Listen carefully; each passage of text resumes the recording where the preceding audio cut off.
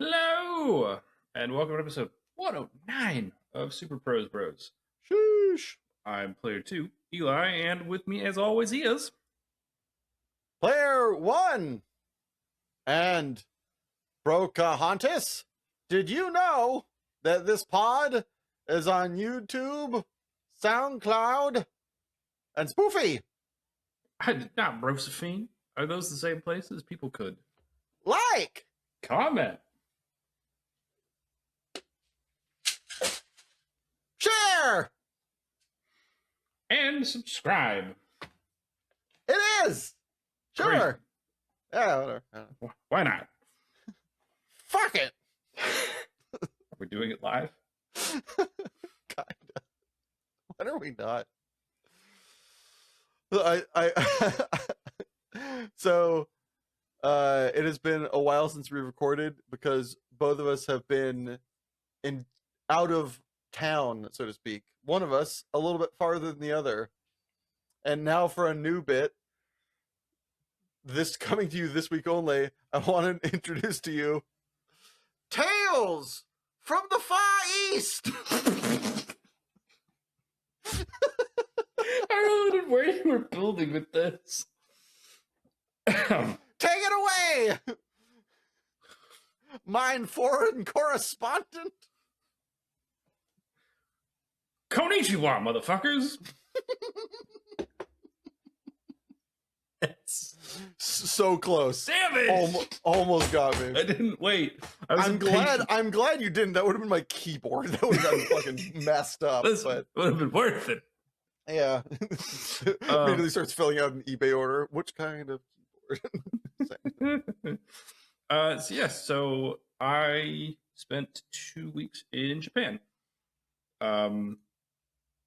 In kind of mid-late April. So I left the 10th and ended up coming back the 25th. So we Just full stop fire sale burning those vacation days. just fucking lit them on fire. But I haven't taken like a proper 2 week vacation fucking ever, I think, since I've been like Yeah, the closest you've done is like a week for Christmas. I've done like a week for Christmas. I did like a week for Colton's wedding. I did a week for my 30th birthday. Like that's it. That is like the most I've done. Mm-hmm. So to just go 2 weeks full send deuces. I haven't done pretty much since I've been a professional working adult, which is cool. So I, in part because the last couple times that Colton's been on deployment, I haven't been able to afford going overseas. Yeah. So I was married to a money leech. I was gonna say I had this anchor. Also, you would have had to pay for like two people. I'd have had to pay for two people. Like that doesn't help, but Yeah. she'd have And fucking also, spent- your income would have basically been the same, and your expenses would have doubled, plus yeah, a spending habit that you didn't get the products of. Yeah, I was like the bigger problem ultimately is that she just had horrible impulse control and spent way too much money. Anyways, so since I no longer have said financial parasite, I Oh, I see we're reaching the third stage of grief. I believe it's pronounced "fuck that bitch."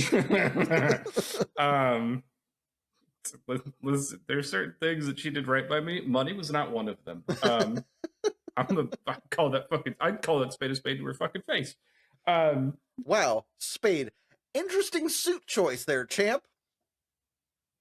Okay, continue. I was like, are we serious? Right? Are we doing this right now? I'm just taking the opportunities to chop it where I see it.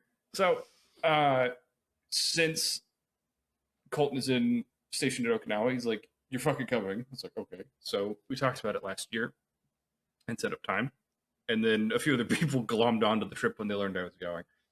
So, which good and bad, but I think mostly good. So first few days we went to, I'll give a quick highlight for each place we went. So first place we went to was Tokyo. And day one was just kind of amassing people. and I lived in a fucking closet. The room I was in at this Airbnb was fucking tiny, which is fine because it meant I could chill it like a fucking icebox. Um, I put that bitch to like 15 degrees centigrade, and I was like, yes. Ah, What is that in refrigerator. Fahrenheit? The coolest thing I think we did in Tokyo was seeing the Ghibli Museum. Like we saw like some Ooh. yeah we saw like some gardens with like sakura blossoms, and those are cool. And we did like some like touristy shit in like Aki or not Akihabara in like Harajuku, and there's like some very cool stores and stuff. Had some really good food. But, like the coolest thing, hands down, was the Ghibli Museum, which you couldn't take many pictures of because they didn't let you if you were inside. Outside the building, you could, and I got some good pictures. But Damn. inside, they're like no, and like staff would appear if you like picked up your phone. They're just like no, like very polite, but like very firm, like no pictures, please. It's like okay, goddamn, because I saw like one person do it, and fucking some dude in a blue polo just appeared.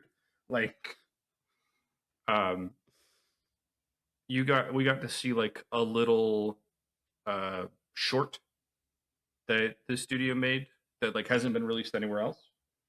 Um, Sheesh. and I think Miyazaki I would guess Miyazaki had a hand in it because it did like the kind of blending of weird fantasy and um real like normalcy that he loves to do.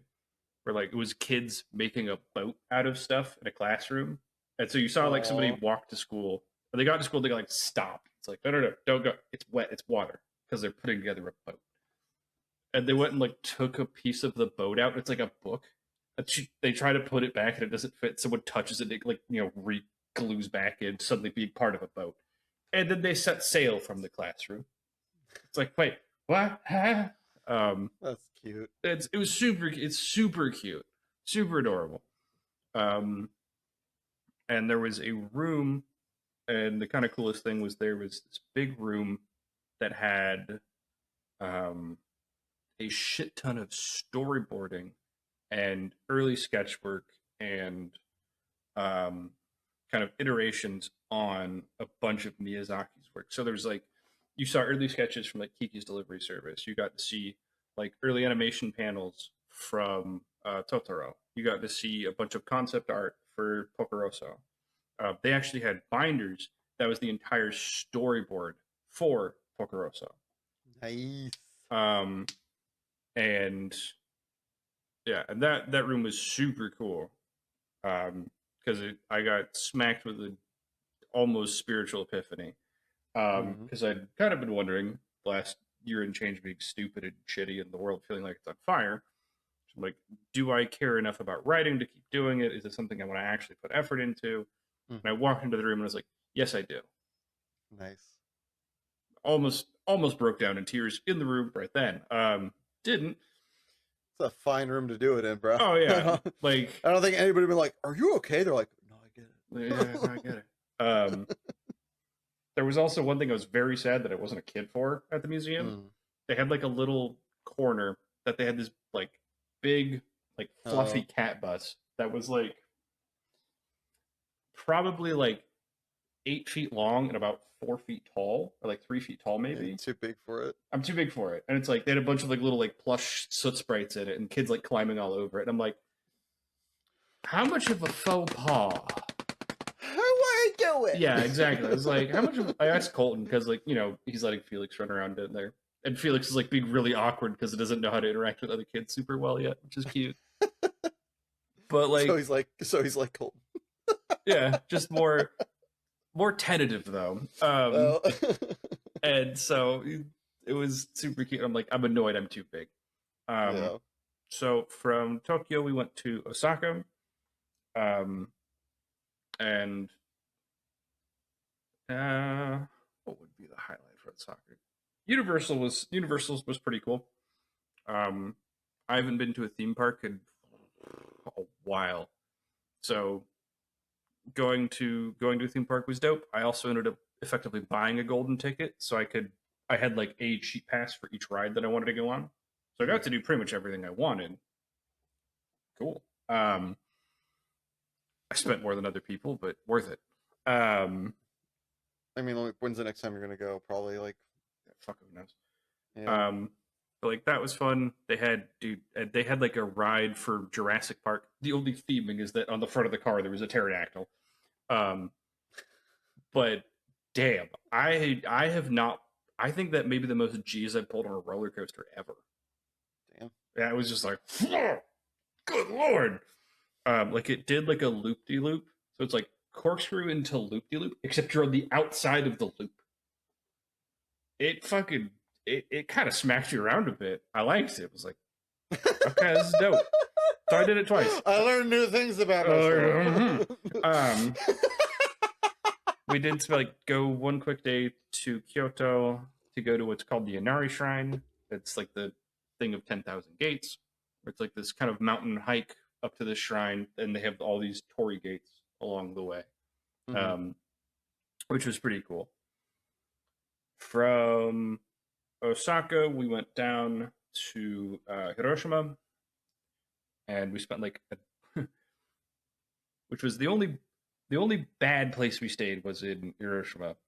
The Airbnb we stayed at, because we're gonna go Hiroshima one night, go to the island of Miyajima for a night, come back to Hiroshima. The Airbnb we stayed at in Hiroshima fucking sucked. It was trashed here. It was not good. And so Hybrids and I, because we were like, because it was Colt and Yana, their kids, and Murphy and his fiance Jess, and then Hybs and me. So we would room together, the place where we'd share space. And we basically looked at each other. We're like, we're getting a fucking hotel when we come back here because this is Mhm. cheeks. So, but like the actual, we spent like a day in Hiroshima. They went to the atomic bomb museum. I didn't want to. I was a bit peopled out, so I just kind of sat around and read. But we went to the island of Miyajima. That shit was dope. And we stayed at what's called a ryokan, which is like a traditional inn. Mhm. And so that night we got like an 8-course traditional dinner. Oh, it was good.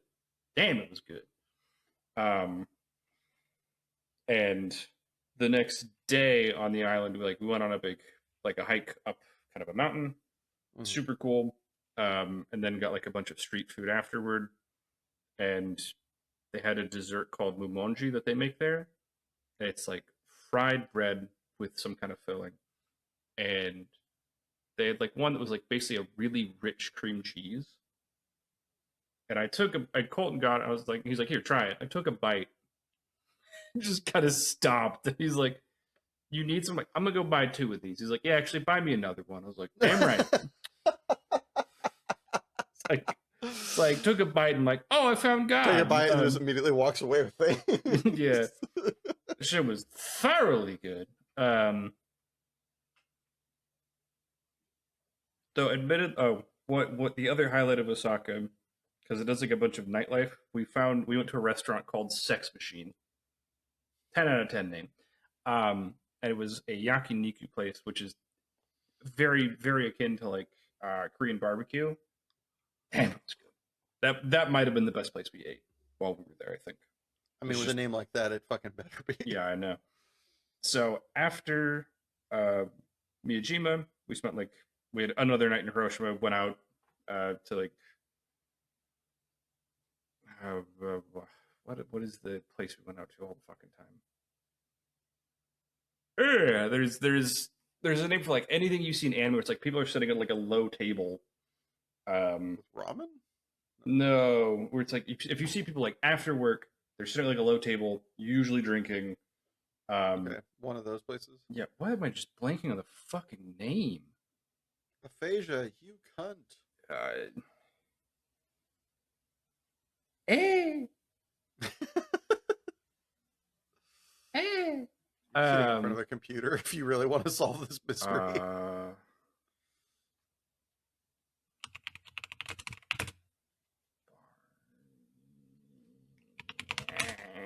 Low sitting bar, Japan. People go after work. Izakaya. Okay. It's like a pub essentially. Yeah. So like we a pub. Yeah. it's a Japanese style pub. Yeah, no, it's just like the amount of like work anguish. I needed the word izakaya. Yeah. So that was like something we did often. Is like after kids would be put down or whatever, we'd go like hang out in an izakaya. You put the kids down? Like they're not even reached adolescence yet. Starting young. So then we went to Okinawa. Okinawa was dope. And it's also kind of nice that like we didn't have to fight public transit anymore because like everything in Okinawa is done kind of different because you drive like people drive a lot more. There's not like a robust train system. My brain was like, fight public transit. Like, yeah, it's tough. You don't want to do that. They all know karate. Jesus Christ. So like there was some of that onus and stress that like removed, which is kind of nice. Mm-hmm. We had a cool like fucking Colton lives a 10-minute walk from a gorgeous ass beach. Which I'm like, that's not fair. Nice. And so we went and splashed around in the ocean for a while. I had a new experience being in the ocean, and I got hit with a moment of thalassophobia, which is a fear of open water. Oh. There is like on the beach, like under the beach, it's a lot of reef, and so like there's really cool shit. It's like Colton and I went swimming around looking at shit in reef. Like he'd paddleboard out, and I'd catch up just swimming after him, and we'd just look and kind of do like a little like snorkeling and look at stuff under the reef. And like we saw like a school of fish having like a feeding frenzy on something. Where like I don't know what they're eating, but they were very determined and like swarming a particular chunk of coral. Super cool. So he had to go do something for work. And so Yana's like looking out in the distance. She's like, there's waves. I want to go like paddleboard out there and like splat, like, surf around a little bit. I'm like, okay, cool. I'll follow you. So like 500 meters offshore, the shelf drops off. Yeah. And so suddenly you look down and you see just the ocean. Yeah. It's just blue. It's a void of blue. And like I can see that light is going into it. It's not like this dark abyss below me where I'm like, oh, I can't see into that. It's like, oh, I don't know how far I'm seeing. Yeah. Oh, holy shit. And I still don't see a bottom to it. Oh my God. And just in every direction as I looked. It's just like, so while I was swimming, it very abruptly just went, I just went, holy shit. While swimming, like just had to swear.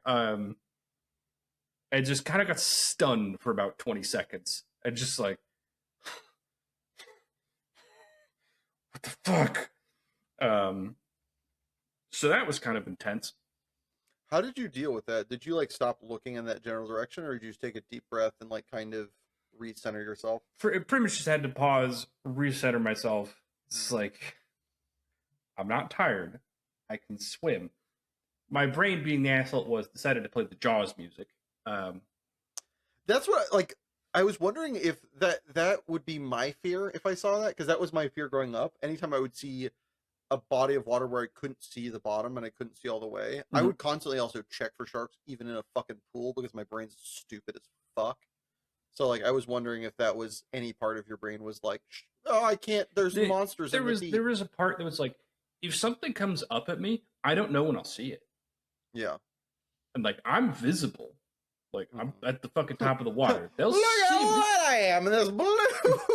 Yeah, exactly. Look at this pasty white meal. Oh look, that's the sun. Oh no, it's my snack. Nom. Yeah. So like there was a moment of like panic for that.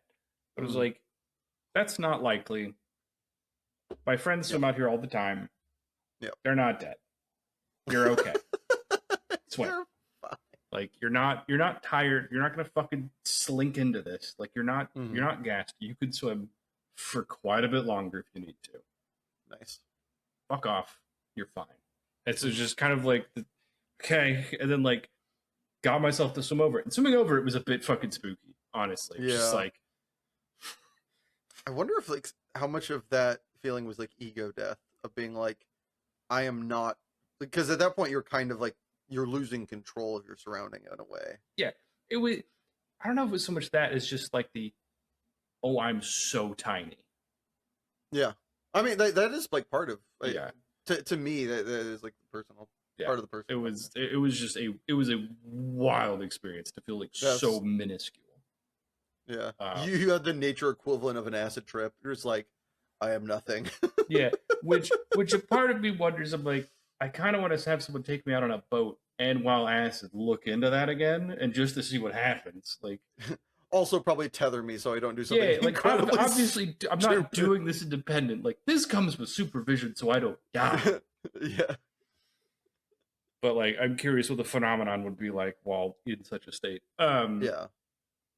So and also had the dumbest. So we played catchphrase, or not catchphrase. I'm sorry, code names. Okay. Oh boy, We have a big send. we got our ass beat. Nice. So what the last day we were there, we're just like, we're done. We're Yeah. tired. It's fucking day before we leave. We just want to fucking chill, have a drink, shoot the shit, whatever. Okay. So we sit around and we play some code names. And so we're doing it's since Hybris has left, because he left a day earlier, because like would double the flight cost if he left the next day. Jesus. Yeah, it was wild. So it's like he's like, I guess I'll go home a day earlier. Yeah. So we have 5 people, but Jess was taking a nap because she was like kind of detoxing off of ADHD medication. So she like wasn't taking like Vyvanse the whole time because it's not legal in Japan. Come on, Japan. They're very restrictive about drug usage. Yep. Anyway, so she's just like, I'm really fucking tired. I'm just gonna sleep. It's like, fair enough. So we're playing code names where it's Murphy and Colton against Jana and myself. Just because we both speak English, our relationship to English is wildly different. Yeah. Also culturally, you're really. Yeah. Like our cultural references, fucking dead. Our how we I feel like view the team language should have been switched, but you would have been a dog either way. Yeah, I think you should have been with Murphy. Well, we did it because like we don't know the other person as well, and that was the. Oh, he doesn't know Murphy that well. Well, like as compared to how much he knows me, yes. Yeah, that's fair. That was the best mismatched pair we could give. Sure. Fucking, we got rolled. We lost 8 in a row. We even had one where I gave her a clue and she hit the black card on the clue. I gave her pirate, and she went to cloak. And I'm like, pirates don't wear cloaks. Like, they wear trench coats, wear petticoats. They don't wear cloaks. Like, she did one that was like, I think it was like ambulance, and she gave her like, it was like ambulance, and she gave me like car crash or something. And I'm like, well, an ambulance comes to a car crash, black, and I'm like, come on, like, it was fucking, and she got hellbent. She's like, we're not stopping till we win one, and Murphy's like, fuck, we might miss our flight, man, like. Which I wanted to say he's being a dick, but they were like 5 up at that point. So I'm like, you know what? He might be right. Shit. Like, Colton's intentionally trying to throw and like direct Murphy to the black card so you guys just win one so his wife will let him go to bed. we finally ended up winning, round 9. Finally went home. Did they hit the black card? No, we just finally won. Like, I was like, if they hit the black card, I might have just been right. No, he didn't punt. Like, we just they accidentally caught like a couple blue because there's like they hit a rough board. It was like finally just like, the nightmare's over. Came back, almost missed my fucking flight because Alaska was being stupid with their check-in. But there were like 15 other people in line trying to get checked in because the app wouldn't work to like let you check in. So it was like, when I got on the plane, the pilot's like, well, the flight's been delayed because we've had people struggling to get here. And it's like, yeah, no fucking shit. Like, I'm feeling targeted. get home, took a bus most of the way back, got picked up by Sarah at Bellevue. She dropped me off at home, where everybody was happy to see me. I walked in and like walked to my room to put stuff down, and Heimdall was like, "Ah, um, absolutely not! I just saw you. Come out." Um, and then have struggled. I've been getting myself back into the swing of things and being normal and working out and going to work and da da da da da da. Um, and as much as she was very excited to see me, ooh, last week, so like I got to see her once, and then supposed to meet up like last weekend, and the poor girl had like an allergic reaction to her laundry detergent. You haven't said who this is Sarah, yet. sorry. Um, You kept using her, yeah. So Sarah was her, like, she. so Sarah was very excited I was back, and then like so we saw each other a little bit like during the week. Um, so she's like very excited, had plans over the weekend, and then she just had like a fatty allergic reaction and had full body hives. The sexiest. My comment, because I was like supposed to see her Saturday. Never wanted to fuck a braille book so bad. No, so I just said I'm like the medically morbid curious part of me is like, all right, let's see how bad it is. And then she like walked out in underwear, and I'm like, you look like a leper. And so like took her to a pharmacy to like get a steroid thing because it was getting worse, not better. And so like last weekend saw her like kind of gently pet her, like, it's okay, sweetie. She's so fucking sad. I promise you're still sexy. It's like this is just rough. This is hard. Literally. It did have texture. Yeah, so it's like fucking a Brillo pad. yeah, and then this week has been more normal, and got myself back in the pool more, and like lifting again, which feels good, and writing again, which feels good. So, and Heimdall's curled up in my lap and is very happy. And with that, we conclude our first excerpt from Tales from the East. Yarp. I had thought about doing that the second you came back. I'm so glad it actualized the way I wanted to. I was not sure where you were leading with that. Went great. All right, so first off, let's get the dad joke out of the way. I'm finally a property owner. I am the owner of a nice new ridge. Ta-da!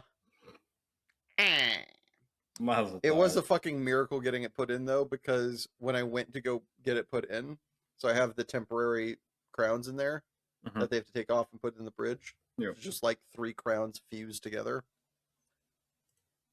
The guy they're over on this side. The guy walks over on this side. I was like, huh, maybe he gets a better angle. I don't know how to do their fucking job. Well, at that moment, I knew how to do his job better because he put the pliers on the wrong teeth.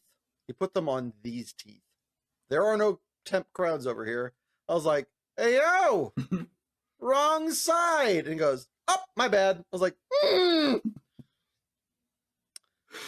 Gets done relatively fine. He requests that I do something that is insane. Do you know what?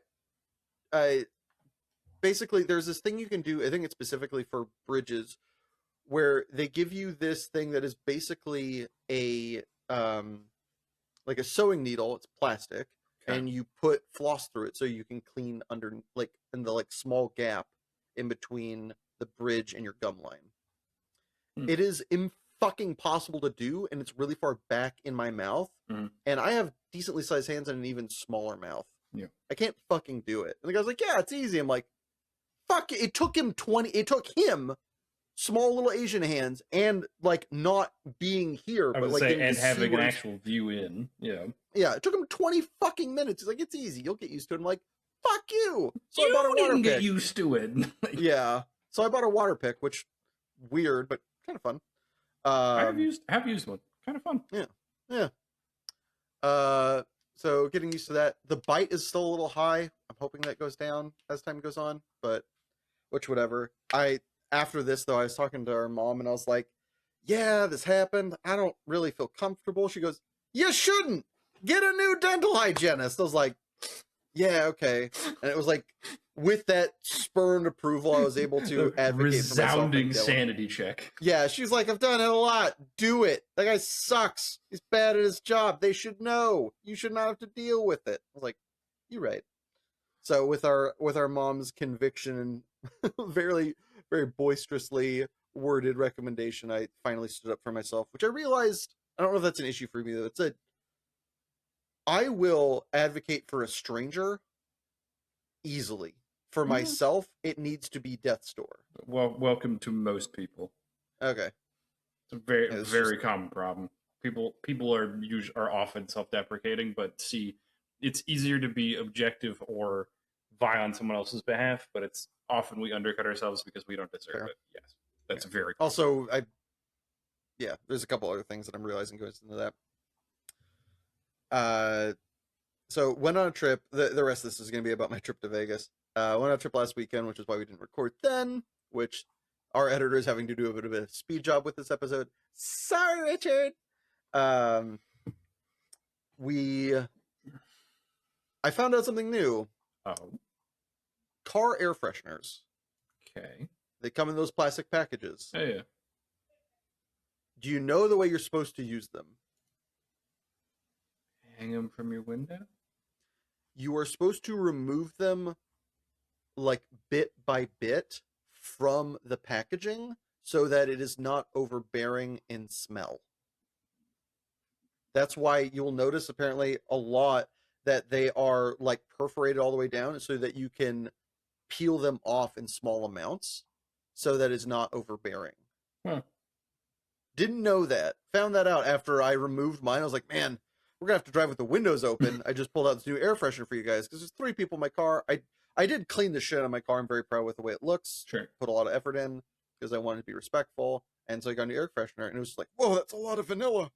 And he's like, yeah, you do realize that that's the reason that they're like this. It was like one of my most fucking autistically goobery friends, the guy that had that like electronic toothbrush fucking diatribe was the one that was like, oh yeah, by the way. I was like, okay, sure, of course you know this. I was gonna say, of course it's from them. Yeah, of course it's from them. But I was like, oh shit, that makes total sense. It's weird because the visage of it is like, why do you have that thing 60% in its wrapper? But, yeah, whatever. Sorry, so we drive down, have a great drive down, meet a new party member named Frank Scarin. Frank and Aaron both work on the card game that I'm actually thinking of getting into for a couple different reasons. That is Riftbound. And so it's really cool hearing them. Card game? Yeah. Where do you think Riot is located? Did you guess Los Angeles? I would say I know it's in LA. Yeah, it's Los Angeles. And a lot of people that work on card games either started in Magic or are now in Magic because Magic's great. And they both are like Magic old school killers. But driving out with them, having a great chit chat, get there the next day. So Friday, Saturday, Sunday, like there are tournaments to be played. Friday, everybody in the car in the house I was staying in did like very well. They either like basically, I think all of us prized basically, and 3 of us were playing win-ins in the last round for the top 8 the next day. Mm-hmm. Myself and friend of the podcast and eventual like guest for a fun legal episode top 8'd, and Frank missed his top 8. So that's the first top 8 that Frank missed. Aww. Slight spoiler. There's going also your use of the word first indicates. Yeah. The next day, me and my friend do a draft because it was sealed. Felt really bad about beating my last round opponent. Not really bad, but I beat him in front of his wife. And he was like besought, which is fair. He played like a dipshit. Like there was a point in the second game where we had to make a judge call because something got like confusing. Also love the fact that we're at a point in Magic where judge calling isn't calling your opponent out for being a cheater, but just getting clarification and making sure things are going right. because like back in the day, I don't know if you experienced this or remember this, but like calling a judge back in the day was like you're basically calling your opponent like a thief or a liar. Was like the vibe, and now it's just like, hey, let's make sure this is going correctly. Or we're just calling a line judge. We're not calling like the cops.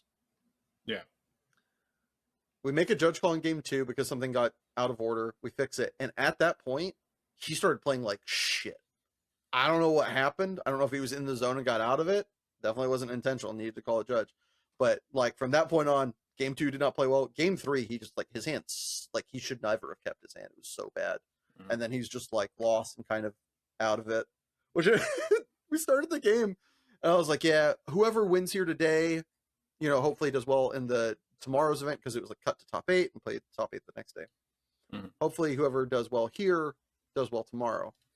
You know, and if not, the person we're probably both playing the same. There's like another event that was starting on Saturday. Hopefully they do well in that. And he goes, oh, I took tomorrow off. I was like, fuck, you took tomorrow off? That means you're definitely going to win so that you play tomorrow. That's like, just karmically, you've set yourself up perfectly. I'm so fucking dead. And then I beat him in front of his wife and he played bad. I was like, I wasn't meaning to do it like that, but get fucked, idiot. I don't know. Speaking of getting fucked, idiot, the next day, so I had signed up for an event on Saturday. I am now playing a top 8 that I can't play. Oh, no!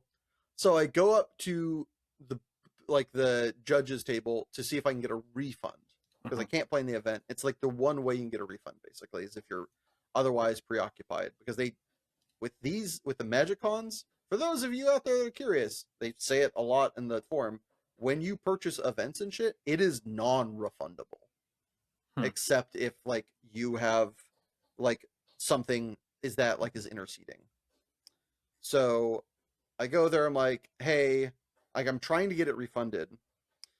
The guy in front of me is trying to get his entry given to a friend who I know who has driven out here overnight from LA because now he can get into this event that was like full up.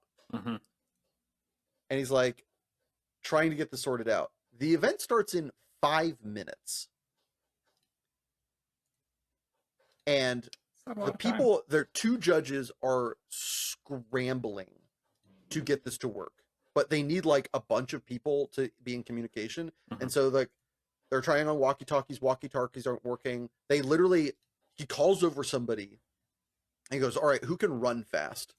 And somebody's like, he's like, you're going to go over there. You're looking for Jess. You know who Jess is? Yeah. Okay. You need to tell her you've got 2 minutes to cover this convention center. Get over there and tell her to enter this person into the event.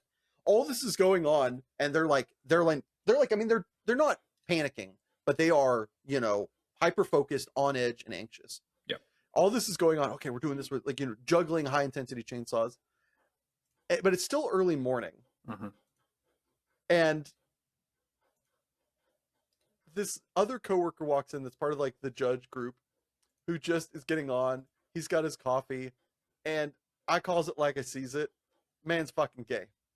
Guy comes in with that gay morning bestie meeting energy, goes, hi guys, how we doing? And they're like, shut the fuck up. And like trying to get this shit done. But he thinks they're just being moody. He's like, oh, somebody's got a case of the Mondays. Give me a hug. They're like, get the fuck out of here. It's this clash of energy of like, we're having fun, team building. And he's like, I got a job to do. Somebody's going to die if I don't save them. It's like that intersection while still trying to be like, I love you, I see you, but also I need to do my job. This guy wasn't picking up on the hints at all. And so it's like, what happens when job needs to get done and fun morning work guy and run into each other at the water cooler?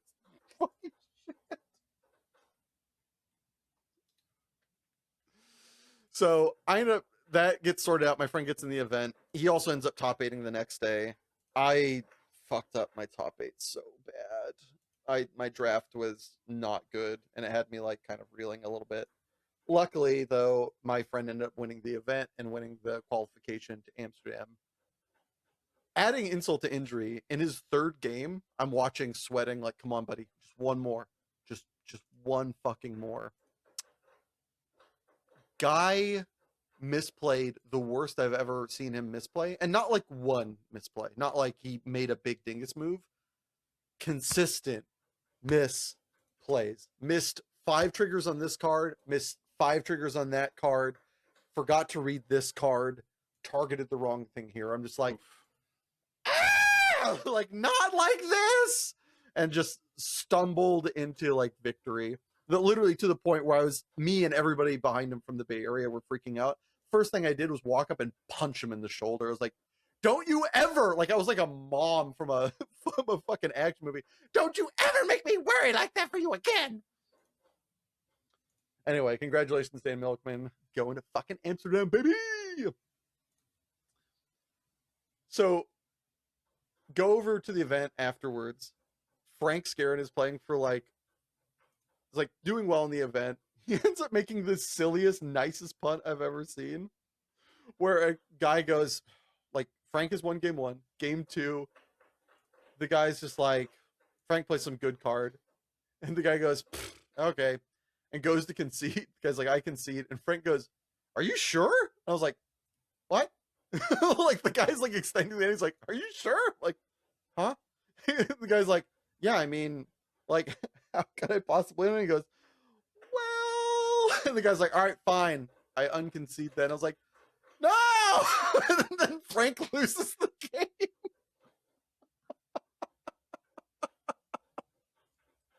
And just afterwards I was like, buddy, that's on you. That's on you to a million, losing that game. The next round he wins and he puts himself in a position to have a win and in. After he wins, his opponent is just like, how do you have a loss? Oh my gosh, your deck is so good. How do you lose? Frank's response is so great. He goes, I mulliganed to 0 twice. The guy's like, really? He's like, no, but like, you know, any deck can win and lose in Magic, right? Like, you can just mulligan to an unplayable hand and your opponent can draw their best cards back-to-back games. Like, shut up. It's just like, it was an interesting thing to realize. And I'm sure there's other, like, circumstances, like in League or other games that you've played, where it's like a level up moment of like realizing it's not 100-0. Yeah. It's not like you don't sit down with a Magic deck and like lay out all your cards and go, well, mine are better, so good game. And like, you know, that's not how this shit goes. Like, we play games have variance. You know, there's variance, there's chances, randomness, there's play skill, there's the human mind, you know, ceasing to work, like when you're trying to come up with that word for a Japanese restaurant. And it's just like, oh yeah, that is an interesting way of looking at it. And anybody that says that is not like, they are at a certain level. Like, they have not ascended, at least in one aspect of their game, to this certain level. Is kind of fascinating. Well, as we were walking out the next day, we walked past some scaffolding to go to our car. Okay. And we hear behind us, and just like, not explosion level kerfuffle, but something has fallen. Nobody's hurt. You don't hear a scream, but you do hear after all of that has fallen, this is why we can't have nice things, Fred. Just the fucking, this is the best like workplace thing I've ever heard. That's kind of amazing. So great. So on Sunday, there is a small tournament that is queuing for something that of medium size. We play it.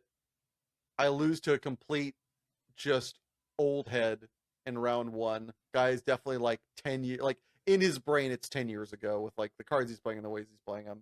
Sure. I'm kind of dismayed that I lost. However, I think it's good because my deck wasn't good, and the people I played against subsequently, their deck also weren't that great, so I had a chance. Where if I won, I might have been in a better bracket and been fucked.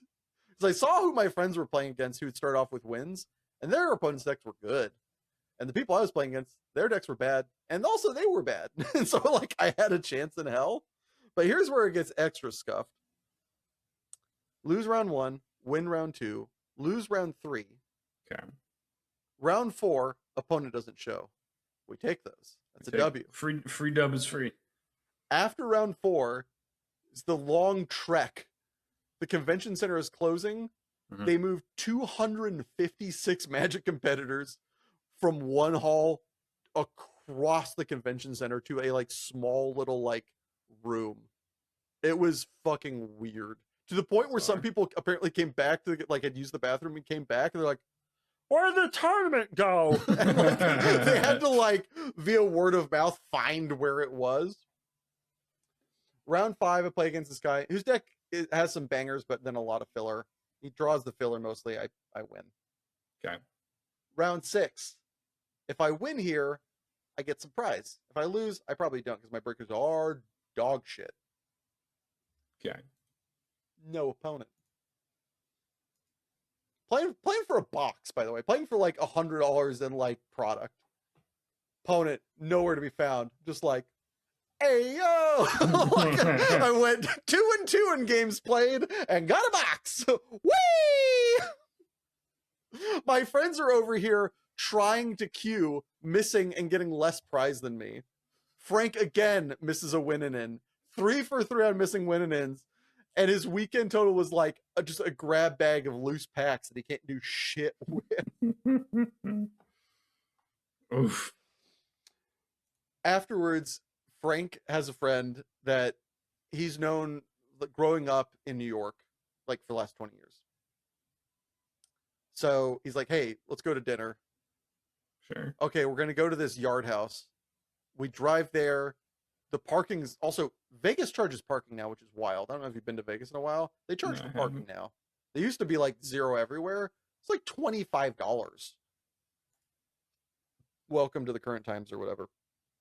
We park there. We're going to go to Yard House. Can't find a Yard House. So we settle at, I have to work, by the way, at 7 a.m. It's 10 p.m. and we decide on Guy Fieri's shithole or whatever the fuck he calls his restaurants. Flavor Town? Flavor Town? Yeah, sure. That's where we went. Flavor Town.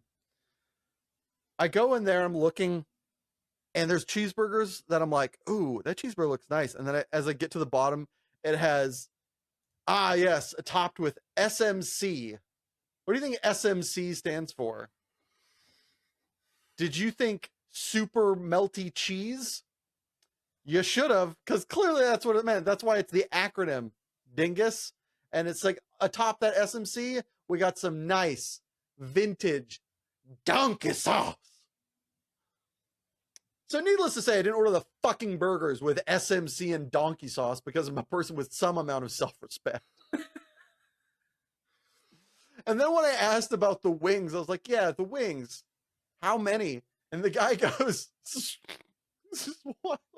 How many wings come with the wing order? He goes, somewhere between 8 and 12. Like, dude, it's not like you open up an envelope and, oh, that's how many wings there are. You fucking lay them on the plate. They can be an exact number, I promise you.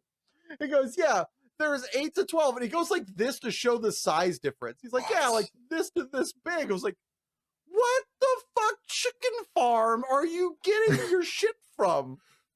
Do you boil them in a bag and go, plump, 7 this time, rough beats, Wolos, they're huge. Like, what is this shit? Like, all right, pass on that. So I mistakenly get the fucking trash can nachos, thinking it was a term. Looking at the nacho toppings, I was like, I fuck with this. Sure. No, they bring out an actual little trash can and sets it on the plate. I go, you fucking kidding me with this shit right now? And the waiter looks at me with this look of like, you're welcome, and picks up the trash can and like a fucking dog food can. No. Like a dog food can. Turns upside down, goes, boom, and goes on the plate. I was like, yay! Dinner is served! Like, fucking kill me. And the waiter goes like this and leaves. Like, dude, just pimp slap me in the face next time. This is so, like, I paid $30 fucking to get left. Like, oh, wow, I'm the belle of the ball, you fucking dick. Eat the food like the child I am is. It also had, I looked later, it had SMC. Gotta love that super melty cheese. At least it doesn't have donkey sauce on it. We drop off the other guy from New York who's staying in town, and they're talking. It's really fun seeing old friends like kind of commiserate. Sure. We drop them off, and they're talking shit like New Yorkers do classically. Just it really, really put the New York on the friends goodbye. Oh, see you later, buddy. Yeah, good seeing you. Steps out, closes the door. Cocksucker. I was like, Frank, you just closed the door. I don't think the windows are that thick. I think he can hear you. He goes, fucking hope so. We drive back at the ripe hour of 11 p.m. It's only like, at that time of night, to their credit, 4 hours. No traffic. Fucking. Yeah. We're soaring. Jamming out. We got a couple good tunes to like do a group karaoke of like Piano Man by Billy Joel and Classic. shit like that. It was fucking nice. In the back, Frank is trying to make up. Like, Frank is just degenning hard. He hasn't gotten to gamble because he's been running too late in good events. And there's this, but not like getting any victory. So he's fucking down bad. Yeah. There's this event you can play on Magic Arena, which they now have on phones conveniently, that is like $20 a whack. Okay. That if you go 7-1 or 7-0, you get like a collector booster, which is like valued at about $400. Oh, If you get less than that, you get some commiseration, but it's not nearly as much, obviously. sure. So for the next 4 hours, while the event is still live, in the back, I just hear Frank going like, "Ooh, this is a nice pool." It's like, okay, he's just started one. And then I'll be winning. He'll be like 3-0. 4-1. We're like, nice, Frank, get it. And then from the back, you'll hear 1-0. 1-0, 2-0, 3-0, 3-1. What? School's nice. It's like it was this constant churn. It was this greatest slow played radio program I've ever experienced. It's like, god damn, so Excellent. fucking great. So yesterday, getting back to the events of LA, my friend and I go to play an RCQ. I've already queued for this one queues for LA, which is really nice as I live here. And we really want all of our friends to queue so we can play, local hometown hero kind of shit. Sure. Friend and I go out, play. We play in the semifinals, and I just concede, and he's gonna like get me. He's gonna give me like credit on the back end because Sure. homies and whatever. I concede, hard fought battle, and so he gets to watch the other semifinal bracket play out. It is a slog. It goes on for a while. The guy that wins goes, well, since you got to watch us play this whole entire time and you know what I'm on, will you show me what you're playing? Friend's like, no. But if you'd like, this is my favorite. Like, no, but I'll let you have a break before we start because that was a really long game. And the guy goes, okay, I'll let you have the break if you tell me what you're playing. It's like, no, I'm doing this for you. Yeah, This guy was like double trying to bite at the apple of like, I see you and raise you. It's like, no, dude, this is a gift. I could give a shit. I'm ready to tap that ass right now. And tap that ass he did. He gave this Johnny Hopeful the business. Just rocked him. It was great. So now me and my friend are both queued, and we are ready to go on to our main segment after all that catching up. How long are we in already? Not even an hour. Just shy. Shut up. Let's go. So what is our main seg of the day? So we are having a little kind of guess who to kind of get back into the swing of things. Nice, simple little game coming back from so long apart. So we don't have. It would be counterintuitive to put a picture up since we can see each other because of the way Riverside works. Yep. So anything imposed is superimposed. We can't see it. But we have a handful of categories. We have 6 categories, and each have our own contender. And so I guess our metric for winning is who has to ask less questions. Yeah, I think we're gonna like golf score it and just each Yeah. question asked, including guesses. Yes. I think we want to max. How do we want to max out at like 20 or something like that? Sure. Yeah, like after 20 you're just dead, Yeah. or it's counted as a 20. Yeah. After 20, you can struggle or just take the pity out. I think you take the pity out. I mean, if you've got some guesses, if there's like a handful, just go for it. But I think like 20 is the maximum number. Yep. And then we'll just golf score it. So. All right. So the first category we have is the Marisu. Yarp. All right. Metaphorical pictures up here, up there. Yeah. We're gonna do something, hopefully, maybe. All right. So you want to go first? Sure. All right. Are they in a show? Yes. So let's, I guess, keep track of one. I'll just like tally Yeah. one.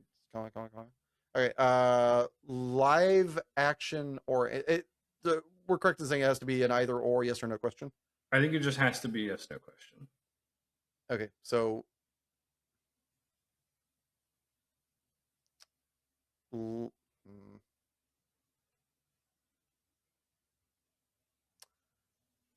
this is weird because there's ones that are going to be in both.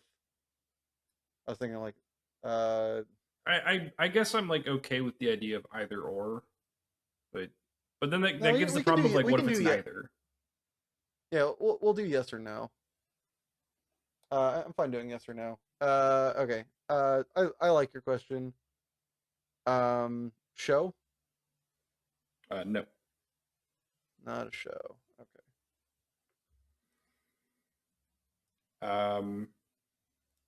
You said they are a show. Is it live action? It is not live action. All right. I'm gonna just continue copying you. So it's not a show. Live action? Yes. Okay. I guess we'll just keep track of our own. Right? Yeah. Okay. So you said show, live action. You're right. I need to take notes. That's what I was doing. Because I'm rapidly going to hit too much information, especially if we're bouncing back and forth. Yeah.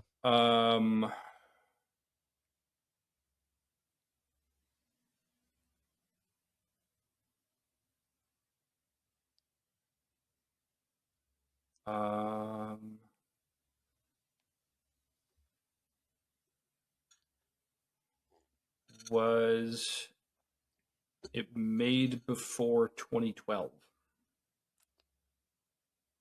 It's an interesting determining line.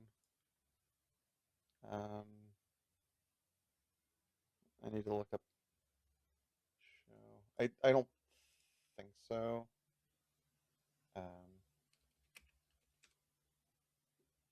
No. No? Okay.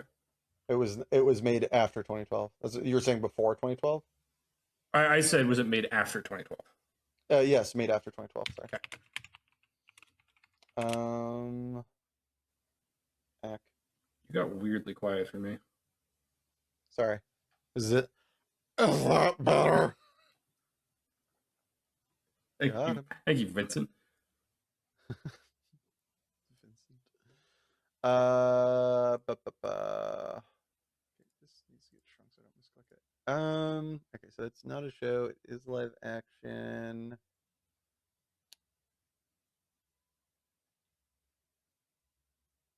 Is it in what people would consider a cinematic universe? Like MCU, DCU? Yeah, no. Okay. Show live action made ish.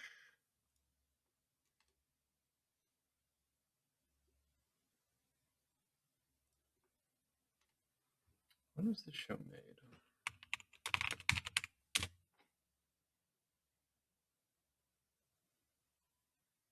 When did you come out?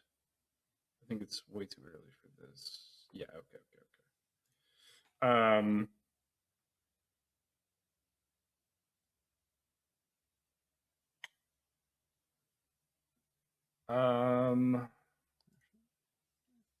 Was it made direct to a streaming platform?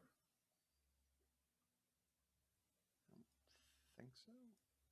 That's gonna be harder for me to look up, but I not obviously. Like if it was like a Netflix original kind of deal. No, Okay. I believe it went to television. Okay. Was it? Is this film? The more I think about it, I think I like 2012 as an action point. Did this come out after or at or after the year 2012? The film in question. Yeah, let me quick check.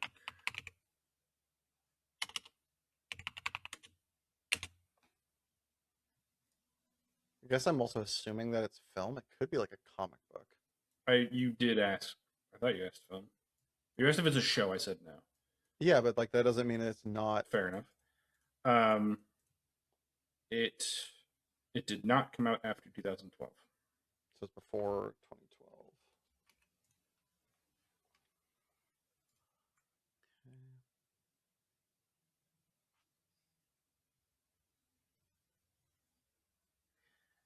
Have I seen this show? Yes. I feel like that was a given. I mean, you could have pulled something from the zeitgeist that I haven't knowingly watched.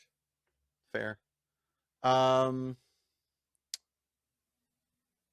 Is the character a male human? No.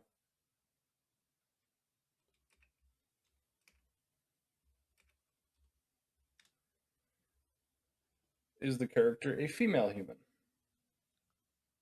No. Is the character a female human? No, they are not a female human. Not a show. This game is a lot harder than I thought. Yeah, right? I guess it's because you're always watching it. It's like one of those things you can't not unsee the character they have, and it's like, okay, obviously you would ask these questions or whatever.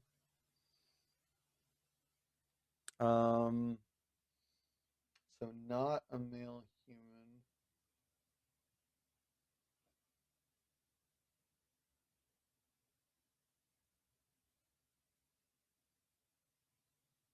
I feel like I asked that question weird. Are they a female human? Yes. Okay.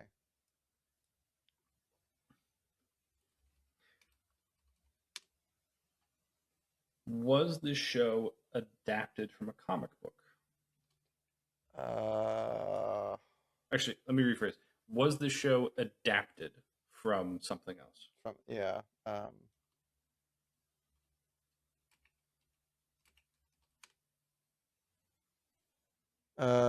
Yes.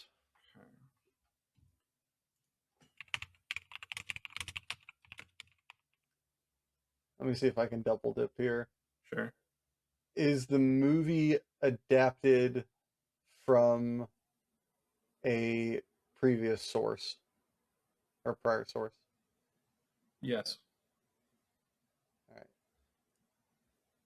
Movie adapted. Adapted from something, live action, something. I have seen it aired on TV, made in the last decade and change.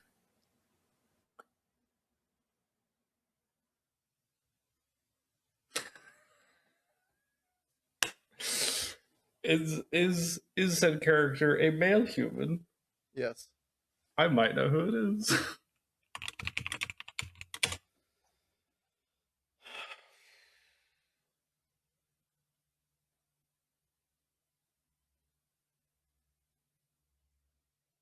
It's a movie adapted from a previous source.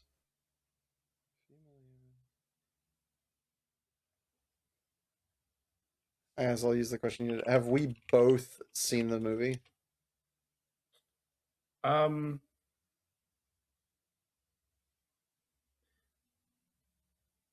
I don't know for sure that you've seen it. Uh, I know for sure you know it. fuck.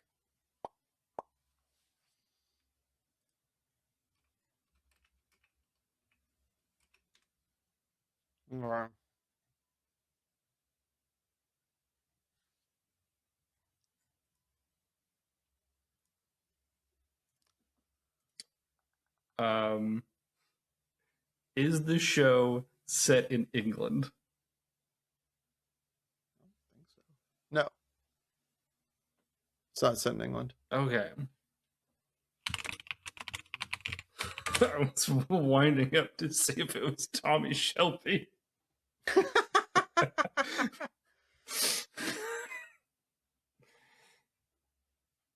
don't know if I would have considered Tommy Shelby a Mary Sue.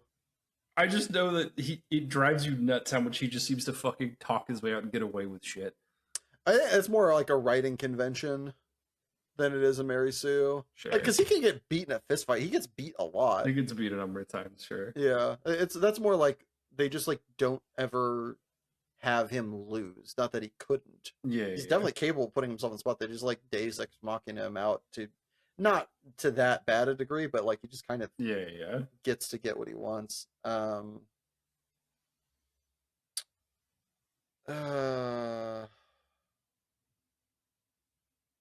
It's a live action movie. It's a female human.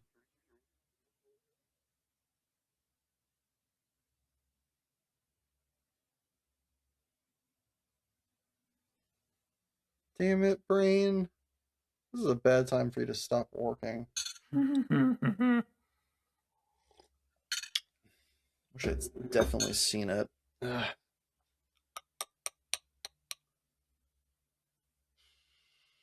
Uh,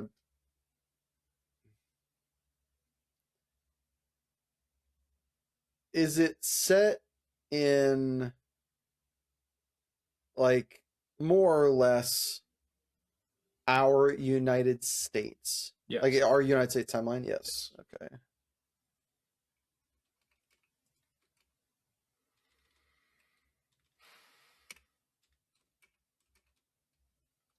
Is the show in a modern setting? Yeah. Okay.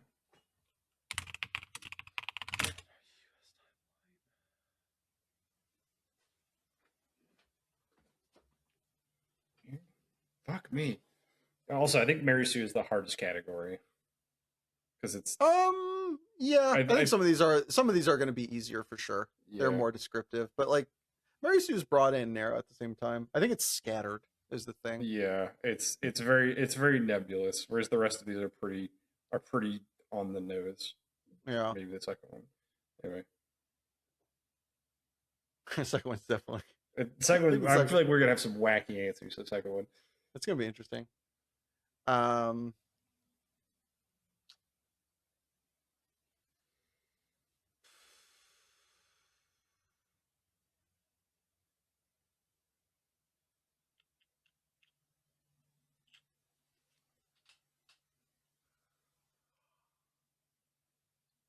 uh, our US timeline. Maybe I'm thinking in the wrong direction on a Mary Sue.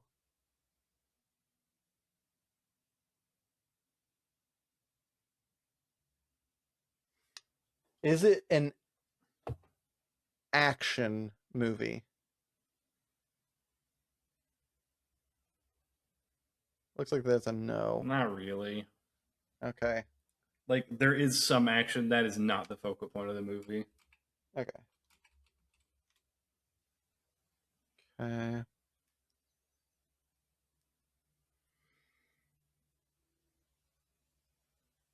Modern setting is male human. Is adapted from something.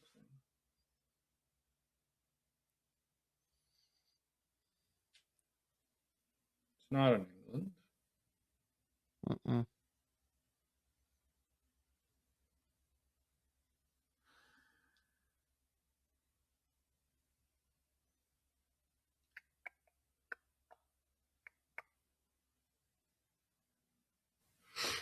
problem is that like it aired on TV, and I'm like, ah, fuck, what went from TV to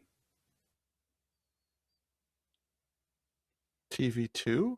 it went from TV to like TV to someplace I may have watched it because I haven't like just watched something knowing that it started on television. I'll double check on that, but I'm pretty sure it was on television.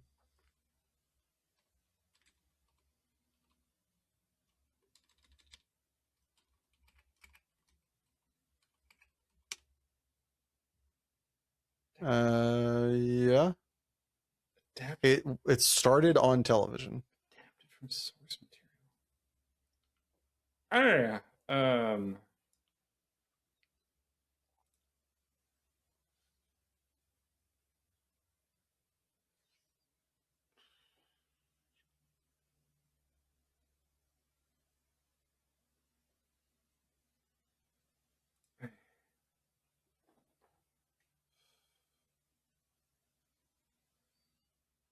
Ah.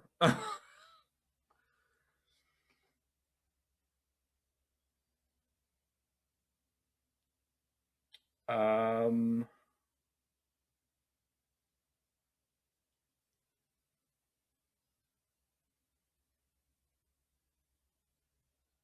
Oh. No. Also no. Okay. I know my next question. Fuck. Is it an action show? Yes. Okay. I would say it's action forward. Like action is a big part of it. Okay. Is she a redhead? I don't believe so. No. Okay.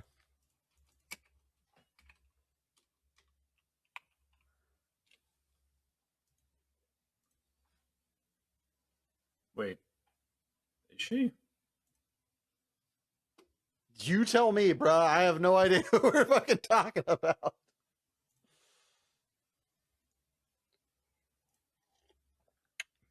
It's like the fucking blur of Auburn and Redhead. Okay.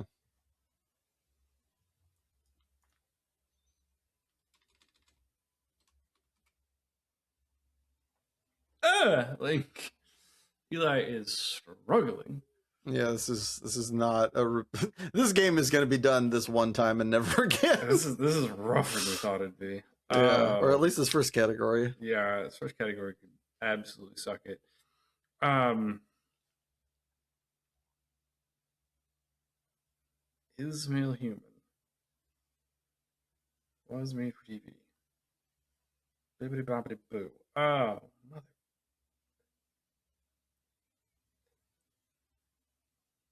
Um,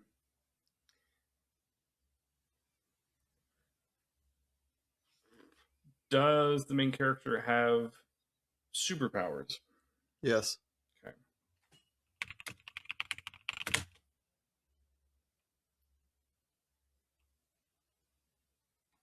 I guess I should ask that. Although I don't think they would. Does my character have superpowers? No.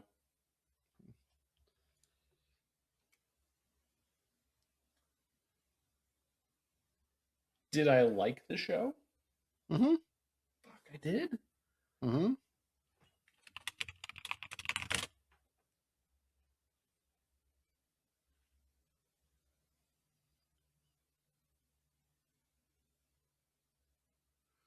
golly, Miss Molly.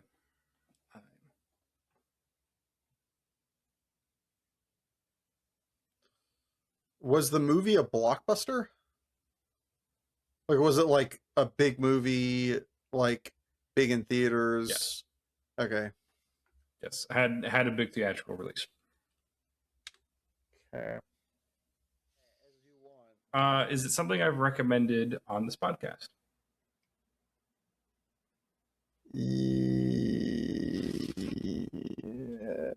I can find out. I feel like if I look, you can't. Yeah, you've recommended it.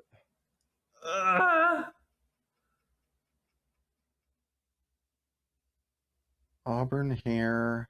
Not an action movie. Was a blockbuster. Considered a Mary Sue. Adapted from previous source material.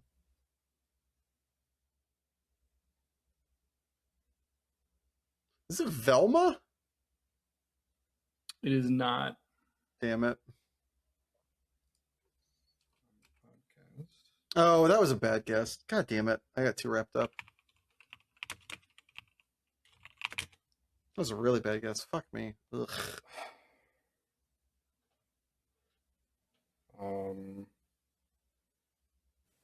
Has superpowers.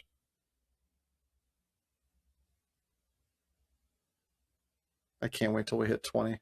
Yeah, seriously. 3, 4, 5, 6. Is the main character a kid, or is this character a kid?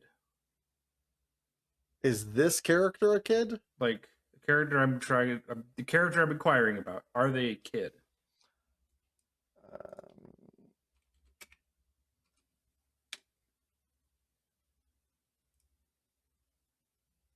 No, they are not a kid. God, I wish I didn't guess Velma. I'm so embarrassed. It's like the first question I asked ruled that one out. It's just fucking, it ticked everything else.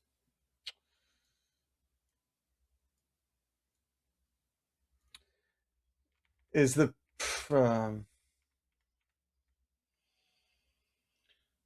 auburn hair, Mary Sue, mother, fuck me. I'm almost willing to just take 20 so we can go to the next one. You're gonna be annoyed when you take 20. I will say that. I don't. I'm gonna be curious if I'm annoyed when I get to 20.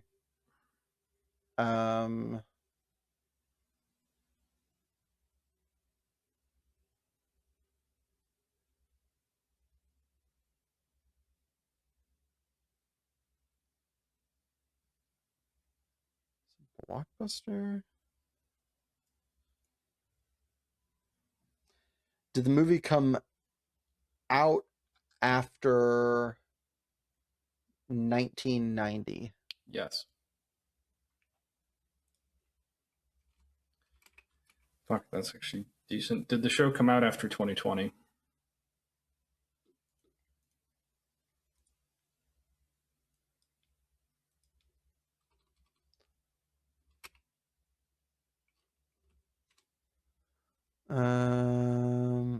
I will help you with this one.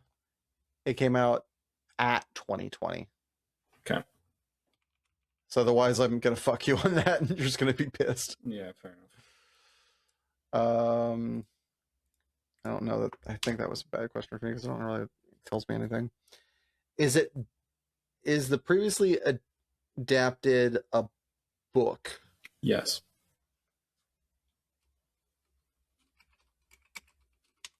I think I should have just assumed that, given all these other things.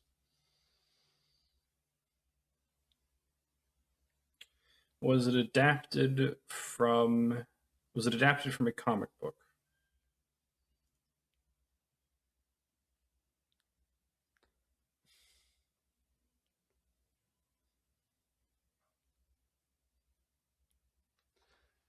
Yes. Yes, with an asterisk. Asterisk. Such a hard word to say. Okay.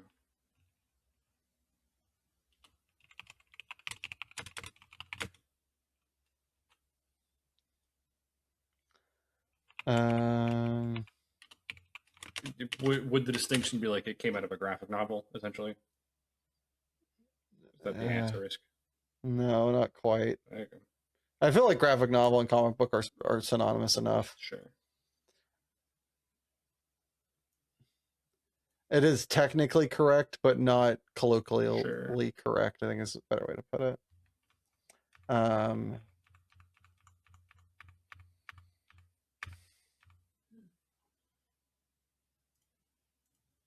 After 1990, Mary Sue movie, not action. Who the fuck is this? Oh, for fuck's sake. Gentlemen, I believe he's got it. Wait, no, it's live action. Fuck! What? You said it's live action. I know I did not. I said it's not live action. Oh!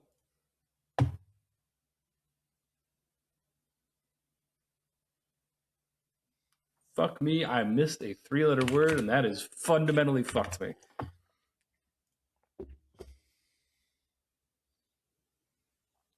Like, I mean, roll it back. If I'm a dingus, I'm a dingus, Richard. But I'm pretty.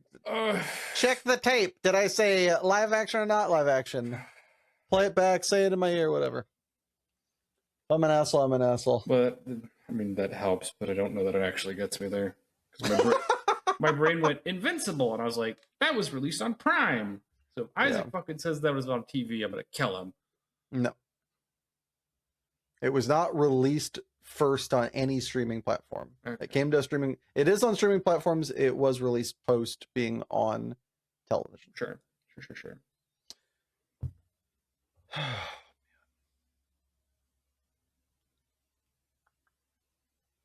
Are they known for being a sex symbol? Like, are they? Not really. Like, Is the character in the movie a sex symbol? sort of. Like, I'm just super curious to find out who this is. like I guess, yeah, yes, more than no. Like, I don't know that they would be seen that way, but probably. Sorta a sex symbol. Yeah.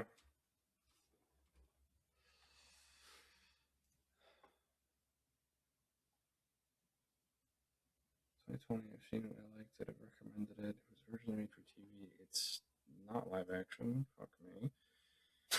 Oh, balls.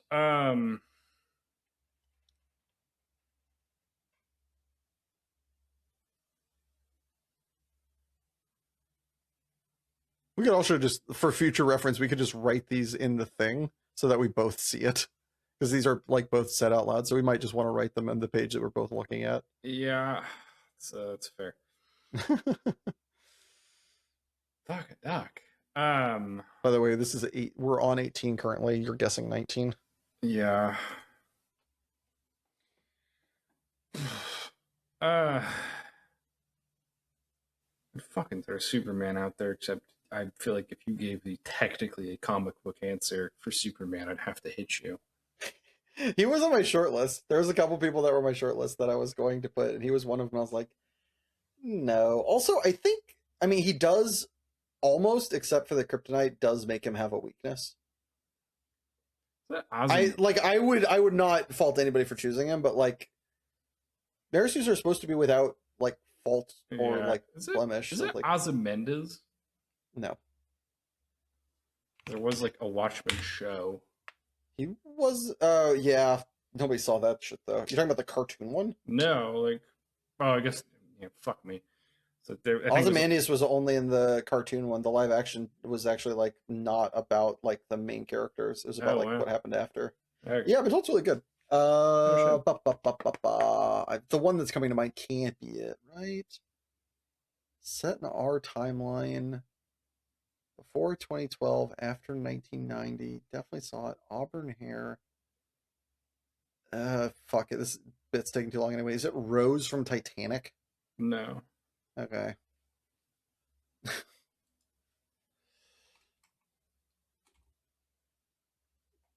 All right, so that kills the category. Like anything on is like 20 anyway, so we're locked in at 20. Do you have any guesses as to who it is? I'm still fucking drawing dead. I have no clue. You're gonna be pissed then. Okay, send it. Or maybe you're either gonna be pissed that you missed it or pissed at me because it somehow doesn't apply. Sure. Gojo.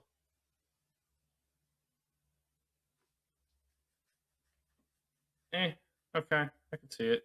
He has like no weak points other than maybe character being a douche, but like he's busted beyond belief. To the point where when they finally beat him, you were like, this is horseshit. Well, it's horseshit because he basically ends up getting fridged. I don't mind that he loses. the way he loses feels very cheap. Yeah. Like it could be done. Anyway, the only reason I'd argue no is because they do have. It's like one of the few examples done where an OP character like they kind of explore what being overpowered kind of does, where it's like life is unsatisfying. Sure, but Yeah. that can't be that's not a Mary Sue issue. No, I could definitely see it. Sure. Who's mine? Which is Bella from Twilight. There's nothing intrinsically powerful about her. All her problems are solved because she looks good. That's not a Mary Sue. That's I have definitely heard Mary Sue's described such way. Like they basically could just problem solve because they exist. So the hold on. If I'm just wrong about how I interpret Mary Sue, that's fair. That's on me. I'll eat it. Free of weakness or character flaws. They are often characterized as unrealistically capable. I would suggest that she is not capable at fucking anything. I have actually seen the first one, which it was adaptive thing. Yeah. I would also say those are action forward. Okay. Sure. Look who didn't watch the source material. Good choice, by the way. The movie fucking sucks. Okay, that's on me. Yeah. I mean, you chose the right kind of stereotype of it's usually a young woman that like special abilities or physical traits universally beloved, central role. So usually just kind of like, yeah, they're just kind of perfect in every way. But I guess my interpretation is like that the world kind of caves around her and moves around her for no explicable reason. Like she is just viewed as oddly perfect and overwhelmingly desirable, having no well written character traits. I guess is why I interpret her as a Mary Sue, and like I'm not the only person who does. oh, fair. Because I did look up like it's I mean, all this is open for interpretation. Yeah. I don't think she's like well outside of it. I just wouldn't consider her Mary Sue. Sure. I would say it was a blockbuster. The hair color is correct. I think saying no superpowers, like especially the first one, she doesn't do anything special, does she?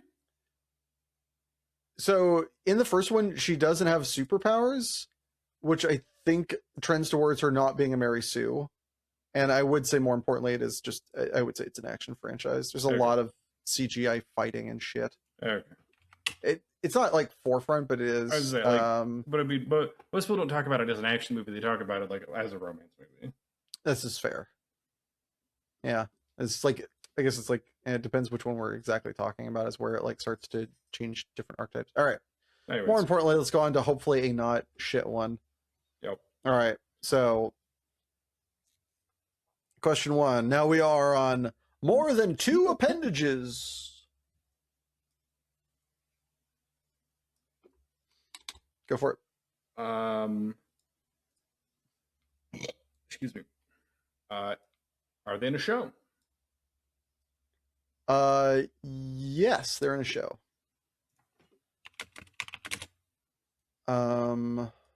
So actually, hold on a second. Okay.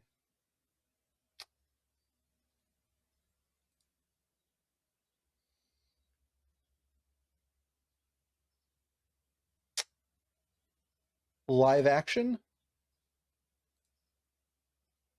Yes. I think this is what we should be doing, by the way, just so we're all on the same page. Okay. Also, then we can just count. Okay, we'll keep going. Live action?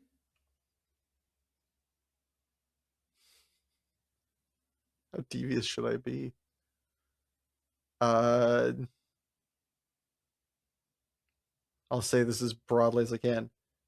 Yes, there are also depictions of them in live action. Okay, then your character is the same answer. If we're gonna do that. Huh? There are also depictions of them in live action. Yeah. Yeah.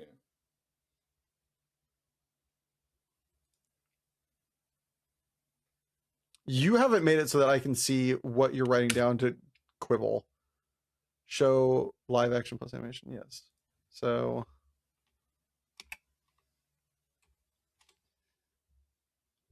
I will explain that point later. Sure. So by the way, I was suggesting we go down so that we can track the number of Okay. guesses we did.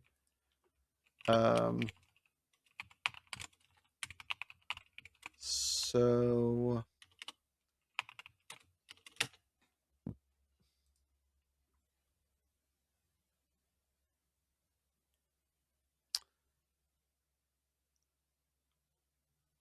is the character male? Yes.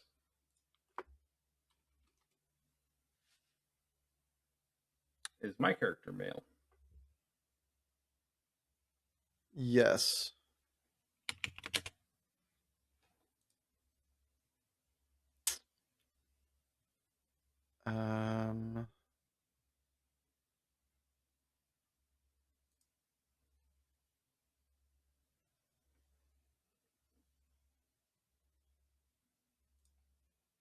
Is the character in a cinematic universe? Yes.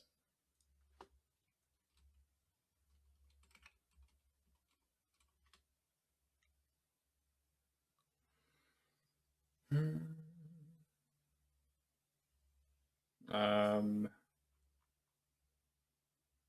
my character from a comic book? Yes.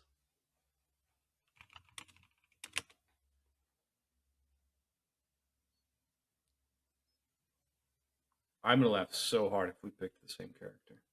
Is your character Dr. Octopus? Yes, it is. Is your Yeah. character Dr. Octopus? Yeah, but I got it in 4, bitch. I thought about guessing it on like 2, and I was like, I don't want to be wrong and then give you like no point, like so many points. It's like one of the only good. It was like funny once. I think I picked it and then started looking. I was like, oh, there's not that many.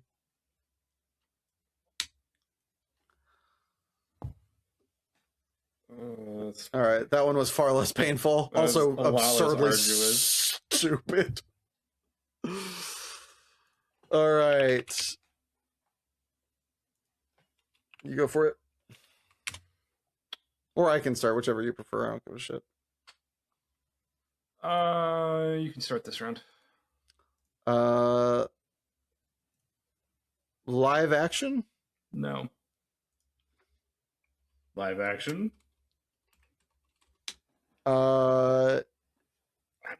Yes, there are portrayals of them in live action.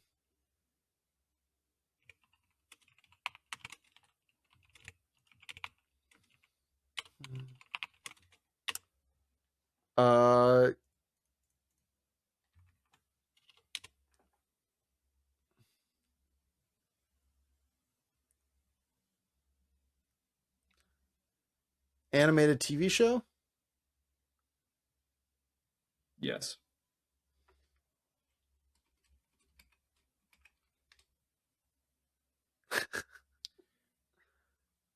No, that's technically correct. Oh shit! Fuck me.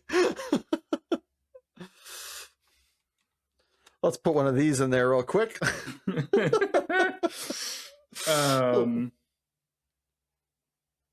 Are they from a show?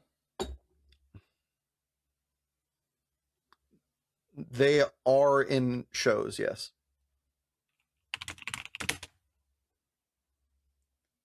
Is my character originally from a comic book? Let me check, actually. Because I don't know.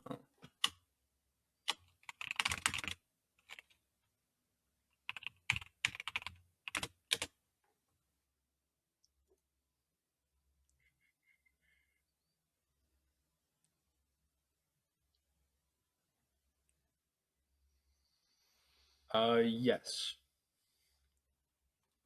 From a comic book.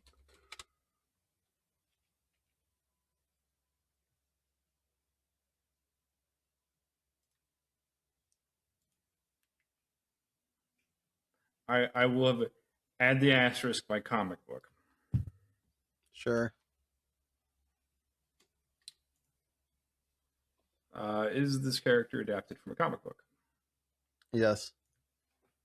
Is this character humanoid? Yes.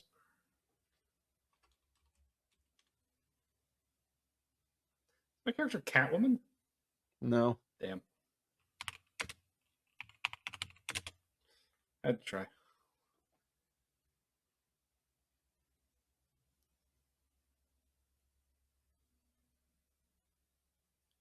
Yeah. Um, is this an American? Are the fictional productions in which this character takes place made in the United States? No.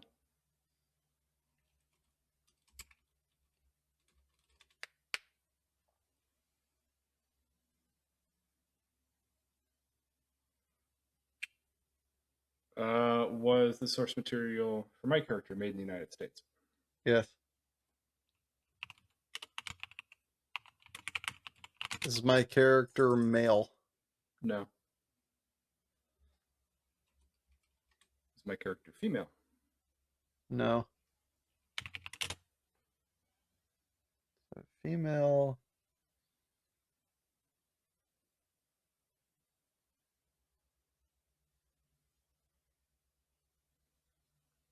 It's my comic book. I think that cancels that one out. So looking for a furry anime character. I think. Well, furry anime character. Was this show? Did this show go on the air after 1999? Now, hold on, I don't like that year. After 2010. No. So it came on before. Is that assertion correct? 2009 before then? Yes. That's okay.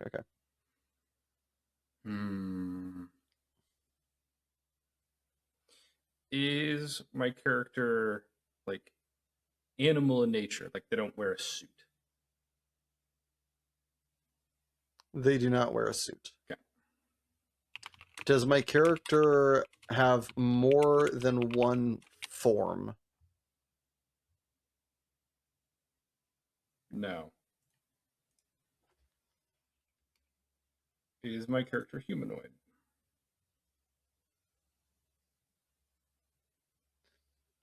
I need to see what the internet has to say. Oh boy.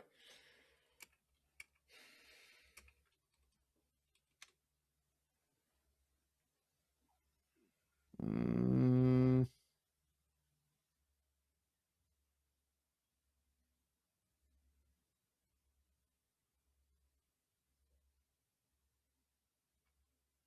Look up the definition of humanoid. Oh boy. I was way off with Catwoman.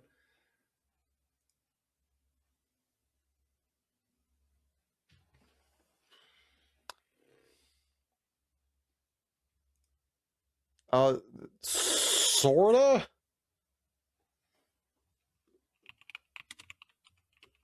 Okay. I think you'll see what I mean when you get there. Sure.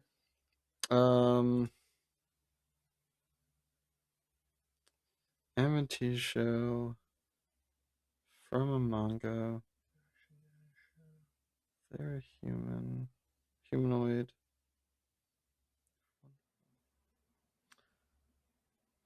Do they have superpowers?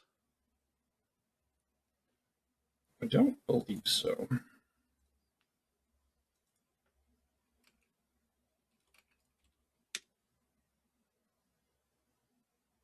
No, she does not. Is my character part of a cinematic universe? Yes.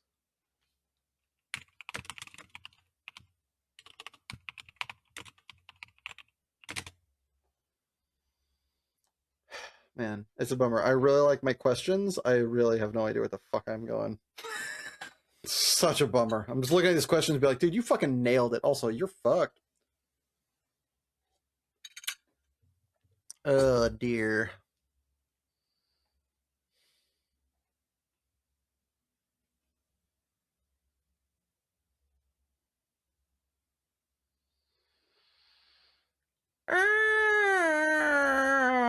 Um,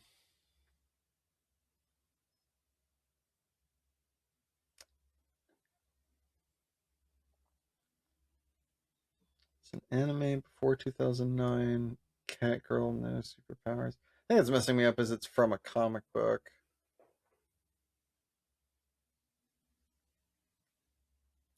It did have a comic run. Yeah.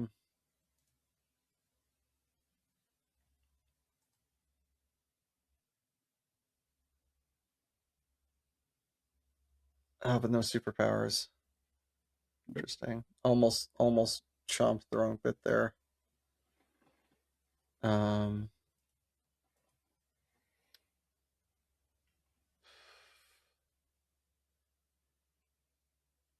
protagonist?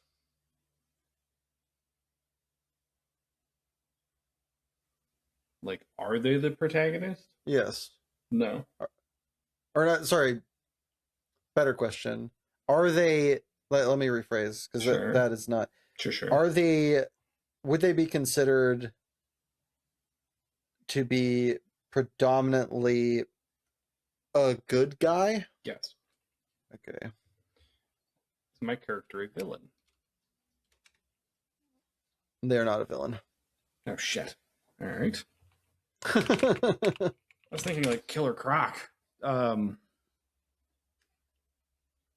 Motherfucker, I didn't say scaly, it's furry. Okay. Fine. Sure. Something, leave your sexual predilections at the door, something. Listen, there's some overlap. Fuck off. Some overlap of my condom on this dick. Jesus.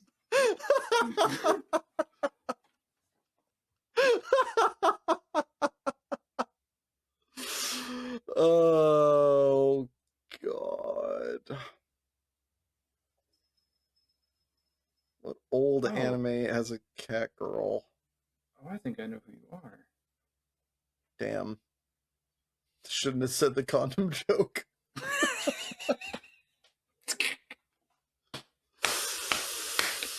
Oh, no.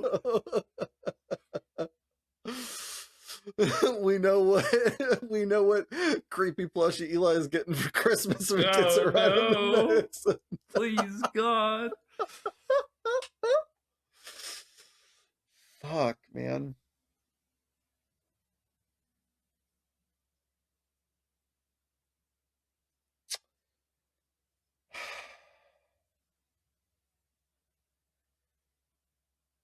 Is it the cat girl from Escaflowne? Whose name I couldn't fucking tell you in a million years? Her name is Meryl, and yes, it is. Let's fucking go! Jesus Christ, you pulled that shit out of a fucking hat. I was like, that's the only thing that's like coming up here. It's like, we don't have powers from anime. I have to know who it is, otherwise you're not picking it. I think it's 11 then. Is mine 6, 7, 8, 9, 10. Is mine 11. Rocket? Rocket? The raccoon. No. Fuck. What? Oh, but I do know what I'm buying for Christmas. Not Rocket. Motherfucker. Oh. Okay, I'm basically ripping people because the next contender is Beast Boy. Nope. Motherfucker. Beast Boy. To be fair, not that it would matter, both of those people wear suits. Okay, Rocket being a quote unquote furry is not because he wears a suit. I That mean, man that is still wasn't a part of the raccoon. stipulation. I understand. They do wear suits. This is a subtle hint. So who's walking around in the buff? Um, okay, who the fuck is walking around in the buff?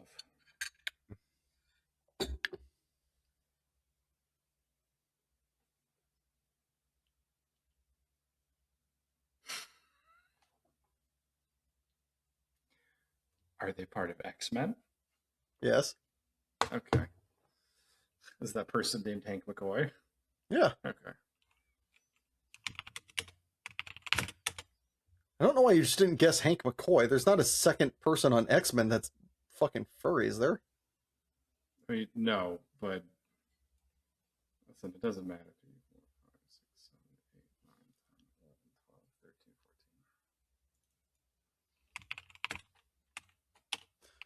13, 14. I almost said yes when you're like, is it Beast? And I was like, your boy? I was like, no.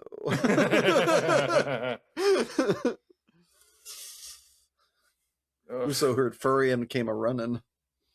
All right. Next up is Strongman. Got that strong, that Chadley Ladley. You want to go first or second?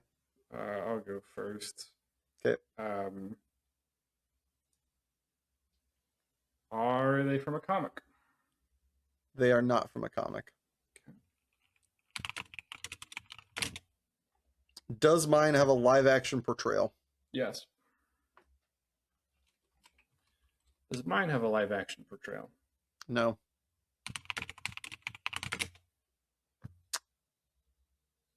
Is there...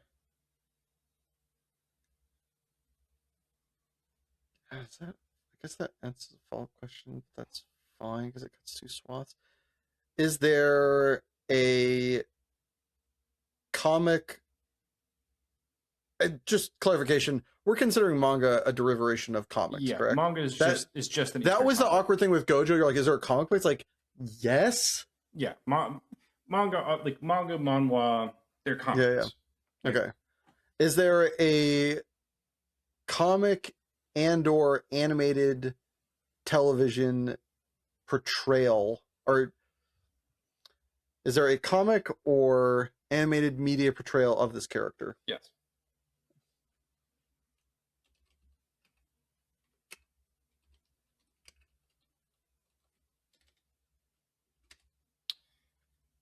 Is this character shown in an animated? Is this character in an animated show?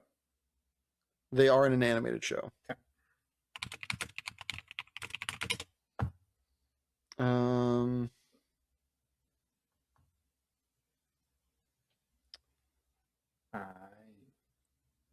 Okay, bye.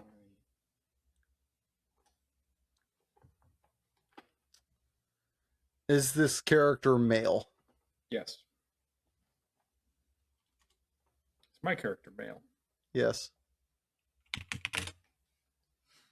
Whichever close do I think you picked?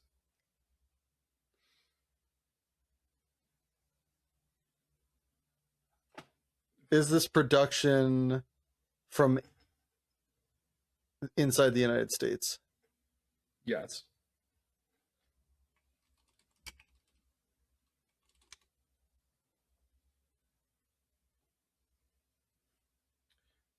Did this show run on Adult Swim? Yes.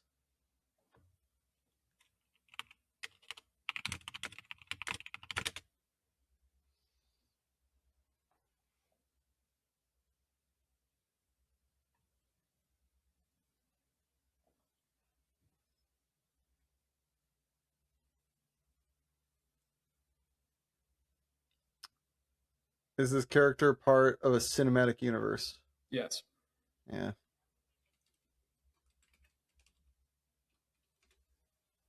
Is this character Brock Sampson? It is. Yeah. So 1, 2, 3, 4, 5, 6. Brock on 6.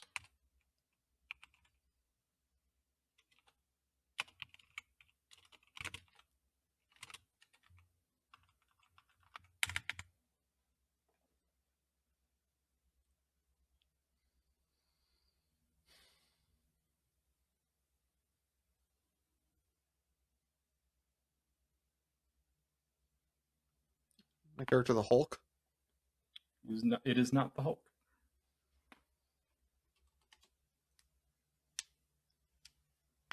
My character, Thor. It is not Thor.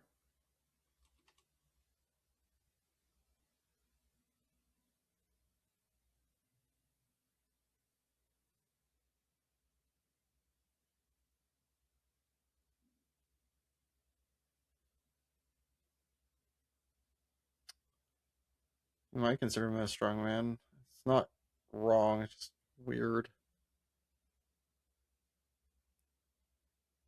Superman? It is not Superman. Wonder if I'm. Wonder if there's a third cinematic universe I'm missing here. I don't think so. Like the other. If you're calling Captain America or Batman a strong man, I will fly and slap you. It's just inaccurate. You're gonna be that guy. Just an Aquaman. It is not Aquaman. Boy.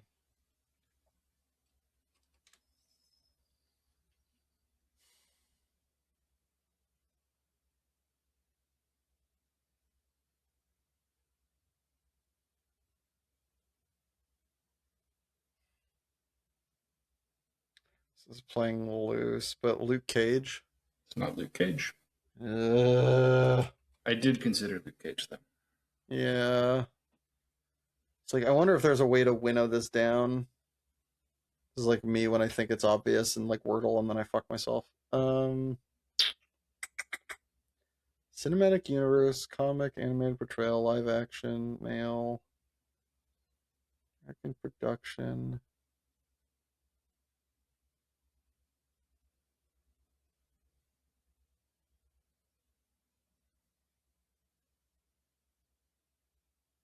Is it DC or Marvel?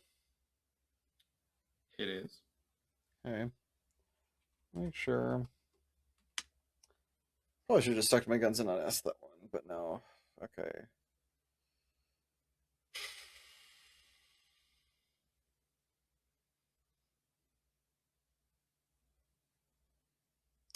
Oh, I did a stupid, didn't I? Are they an antagonist? They are. Yeah, I did a stupid.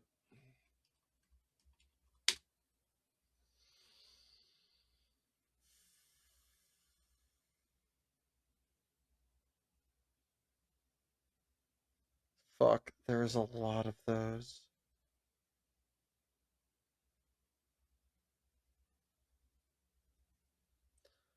I think I'm very fortunate that I think all of them are DC.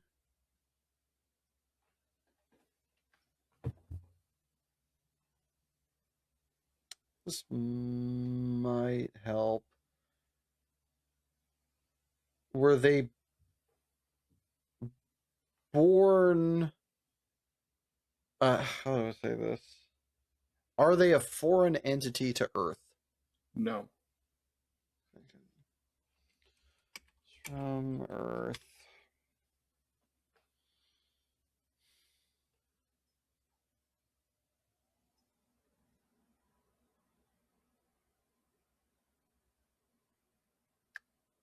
So I'm not guessing these, but I'm thinking out loud. So I've got Solomon Grundy. We've got Bane.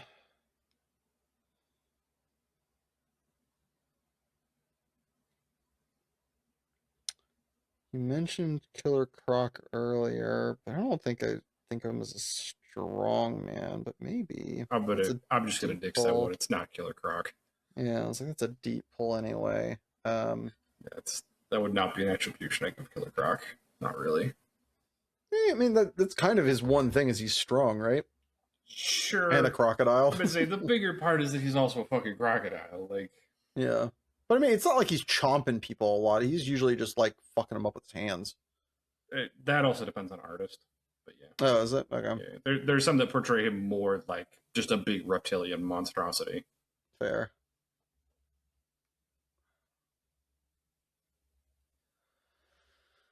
Alright, if they come from Earth, we've got Solomon Grundy, we've got Bane, we've got who else?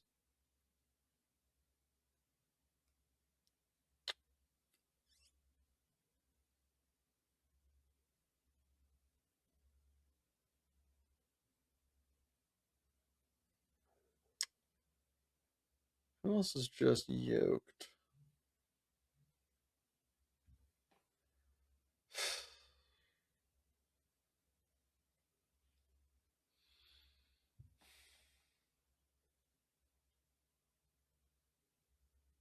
Could go like Venom, I guess, but I don't think that's it.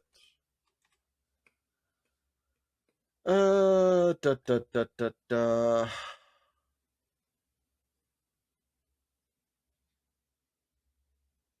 And I don't think you're gonna go for the deep cut of Solomon Grundy. I think you don't know who I think that is, and I don't think you're gonna consider Venom in that. So I'll guess Bane. It's not Bane. Shit.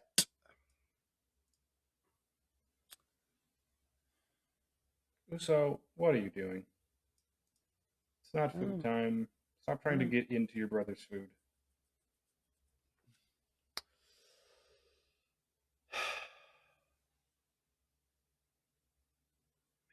How many am I at? I'm fucking this one up. Something stupid. I'm losing this game really hard this round. 1, 2, 3, 4, 5, 6, 7, 8, 9, 10, 11, 12, 13, 14. Ugh. B.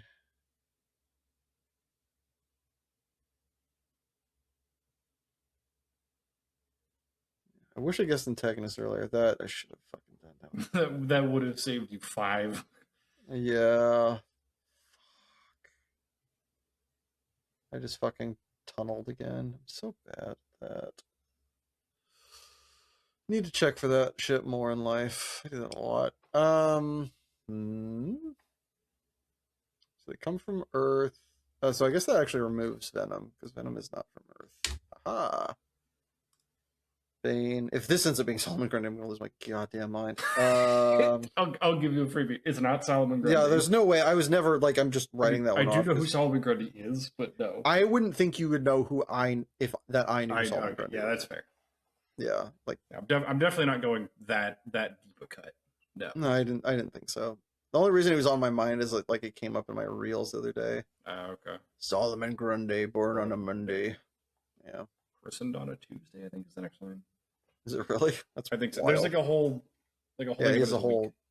Yeah.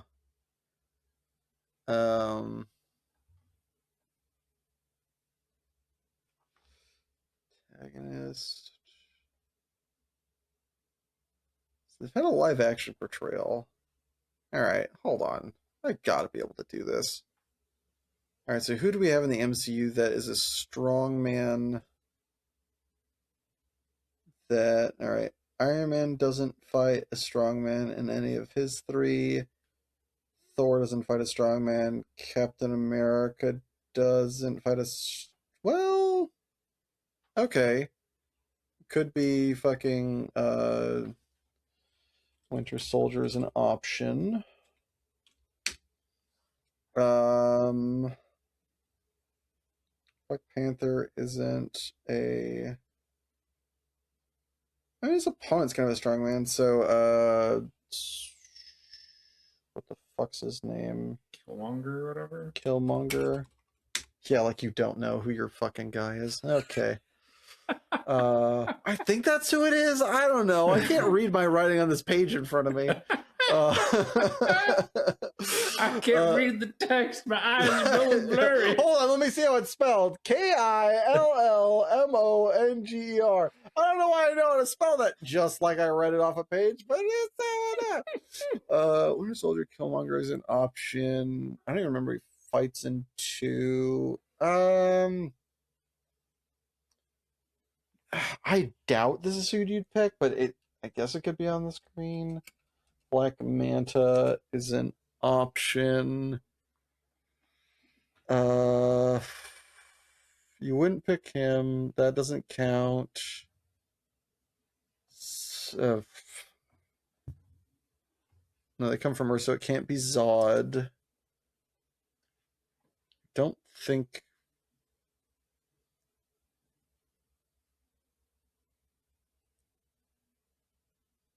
Don't think you're gonna pick that. It's a weird one. Maybe you pick it. So fuck you. Well done. Um,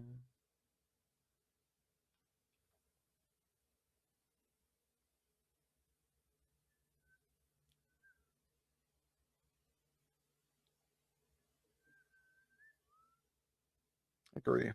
Very much agree. Hey.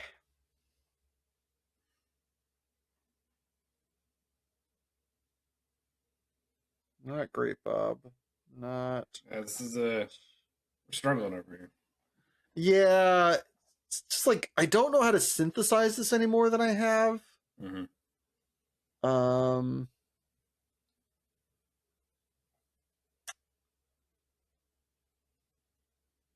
I guess this is one of the ways to synthesize it. Do they come from DC? They do not. Okay, so it's a Marvel property.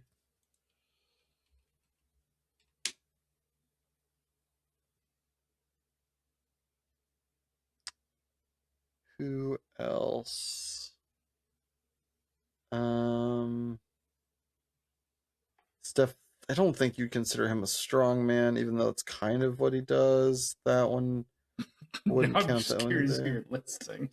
The guy that fights Ant-Man. I don't think you'd consider him a strong man, but like, I mean, that suit, all it kind of does is make him strong when he's like, when they're in microsize or whatever. No, Like, I would not consider that Yeah. a strong man. No. Ah, hello. All right.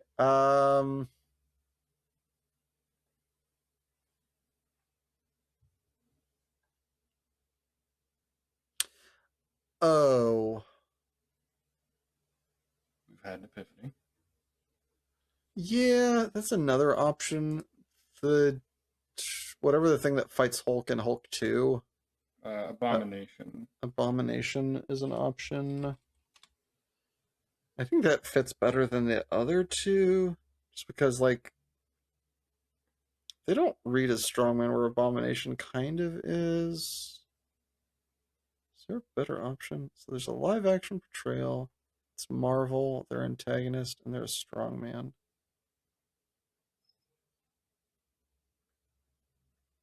Alright, Amos, show 'em what you're famous for. Let's go for Abomination. It is not Abomination. Fuck!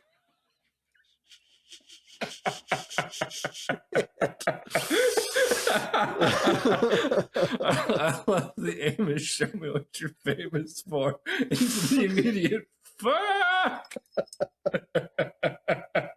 I love that line from Luke Cage. It's so incredible. Great. Yeah.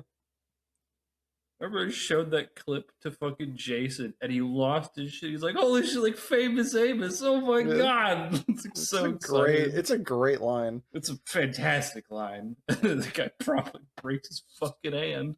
Yeah. I love the way he said the swagger in that show is undeniable.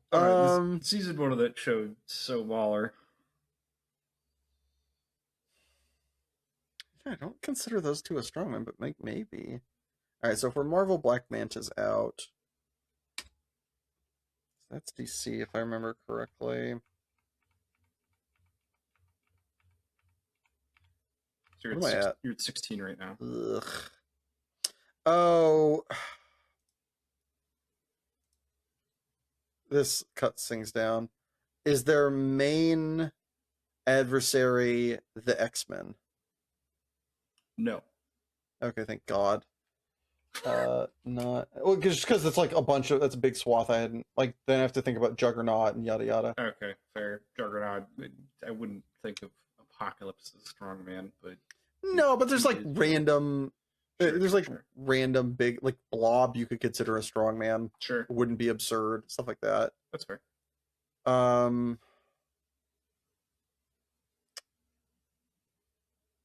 So by proxy, the most likely thing is Avengers.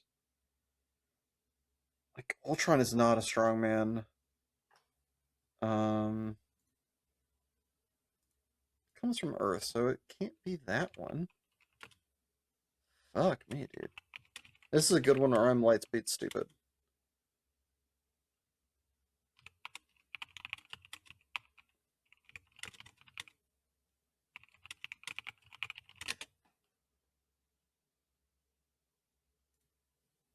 I think you're going to facepalm when we get it.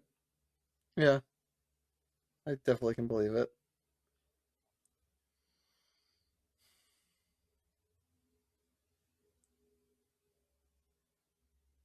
It'd be weird if you picked that one. I feel like that one kind of doesn't count.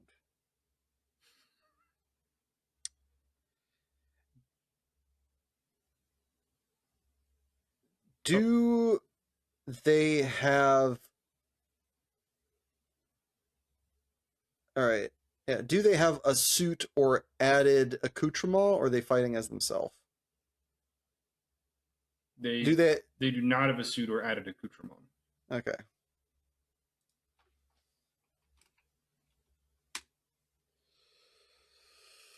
Okay. Like Because like you mean like Tony a Stark's two combat first, suit, huh? like a combat suit, like power armor, like what Iron Man has. Yeah, because Yeah. Iron Man's first two villains, like they're fighting with suits, but their suits are basically just like they are Yeah, like Rock'em Sock'em robots. nothing like that. Okay. Um. Okay, I feel like that takes out him. I kind of feel like that takes off Winter Soldier then, because that's kind of like at accoutrement. How many am I at right now? You're 17, I think. 1, 2, 3, 4, 5, 6, 7, 8, 9, 10, 11, 12, 13, 14, 15, 16, 17, 18. Oh, this is 18. I'll do Killmonger as my 19. It is not Killmonger. Okay, who is it? It's Kingpin. Slip through the gap. Okay, sure. The way you like sucked in your teeth, I'm like, are you gonna fucking argue Kingpin is not a strong man? No, definitely Okay. strong man. It's just like he's one of the. He is such a secluded Sure. Marvel supervillain that like he went outside the scope. Just like fair. Yeah, like you got very stuck on Avengers and never went like street level villain. Yeah, It's hard though. Well, I did go. Yeah, I didn't go street level villain because there's only one, and there was no way. Like I just have to guess him, and like there was no way to like close down. You could have asked like, does he fight the Avengers? Sure, but yeah, that narrows the scope by like 1 to 2 people at most, right? Who's in Marvel that doesn't fight the Avengers that is a strong man?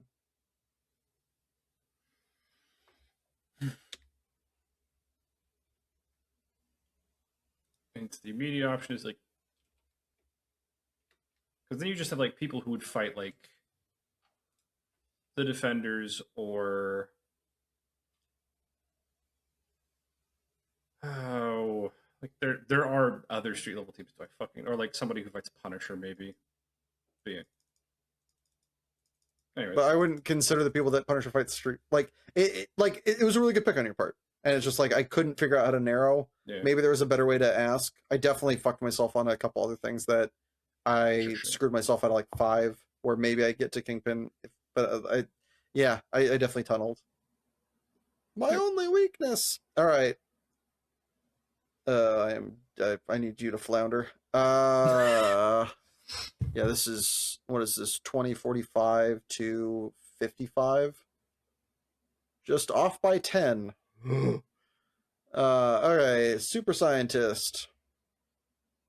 You want to go first or should I? I'll go first. Go for it. Are they in a show?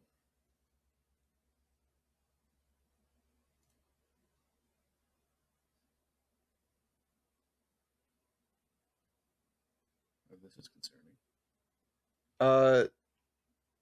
They've been in shows. They don't have a show that they are regularly in, I believe.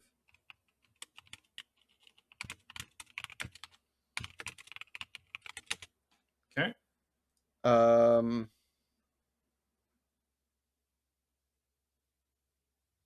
Are there live action portrayals of them? Yes.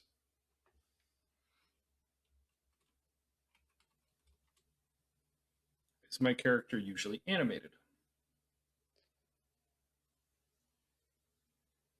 No.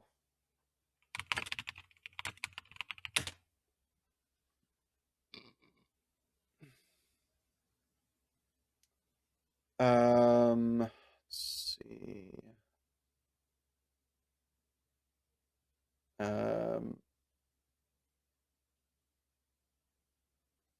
is there comic book or animated? Do they have like comic book or animated like lore? Like did they come from a can? Is there prior to the live action versions of them? Was there a comic book or TV show version of them, or like animated version? I'm sorry. Yeah.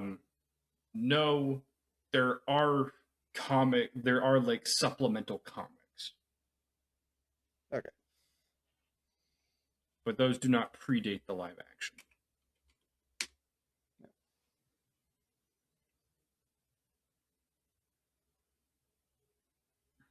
Um, Hmm.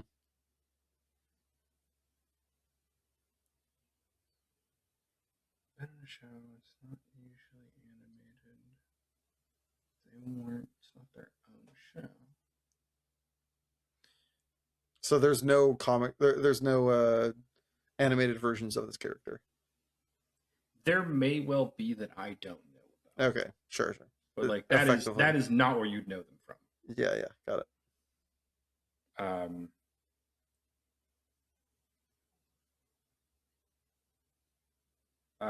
is this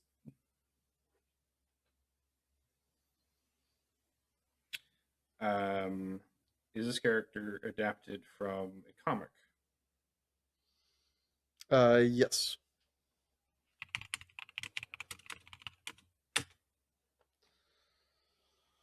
Uh,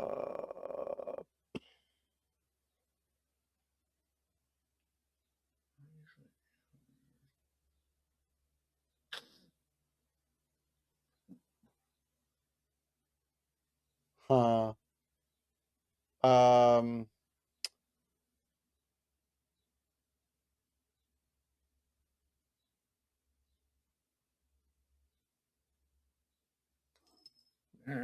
is this so it's live action? Are there movies with this character? Is a like part of the like mainish cast? I don't think so. Live action TV shows. Oh, interesting.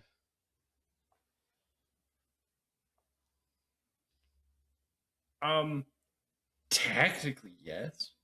I But I'm not gonna know them, abs- right? I'm, Yeah. I'd be baffled if you did. Okay. So it's a live action super scientist. Huh. I mean, I feel like that's a given, so I shouldn't need to ask that. Maybe I should though. Is my character male? Yes, your character's male. Is your character male? Yes. Okay. Shoulder cap. Shoulder cat. Shoulder cat. She jumps up on me after I go to the bathroom. Oh. Um. This is interesting. It has to be, all right. So we're gonna stay that line. Hey.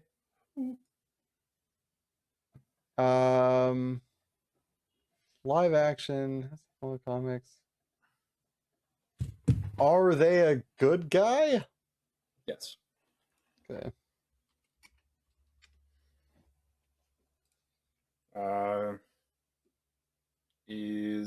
Is my character a villain?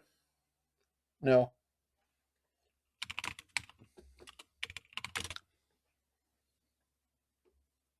Okay. Um. Live action. No movies. Male good guy. I do need to ask, right? Well, no. Right? Eh. Live action show. Mm-hmm. What live action shows have I seen? I mean, it's good that it's live action, but it doesn't help me like get there any faster. Leaves me baffled. Is it an American-made production? It is not. Is mine an American-made production? Yes.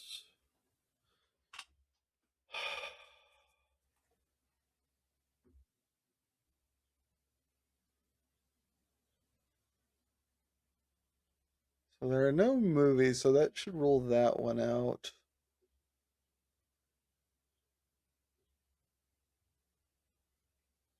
I imagine he counts. So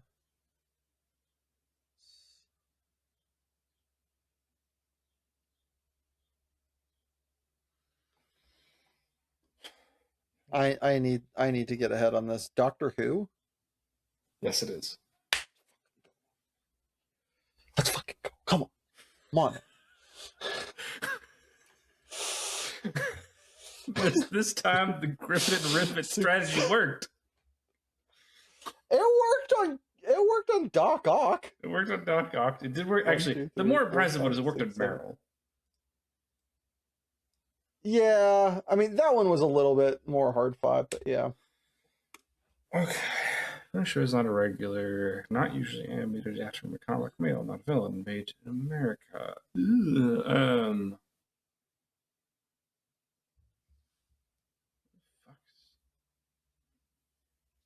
Yes, good, good. This is we're in the right position, boys and girls.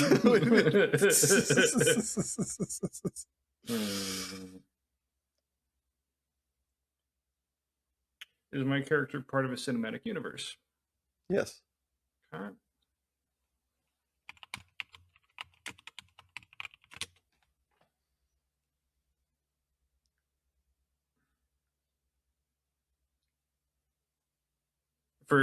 For clarity in your comment, where he's been in a show, not a regular, so like it's not his show. Like they don't have a dedicated show to that. They have. So I will typify a bit because this is weird. They have had a show. Okay. I think they are known from their appearances in not their show. Okay. There are plenty of animated productions of them, but again, I think they're known. They're known for the live action. They're more known for live action. Okay. So you could rehash Doctor Octopus, but he's mostly been a villain. So Yeah, that would.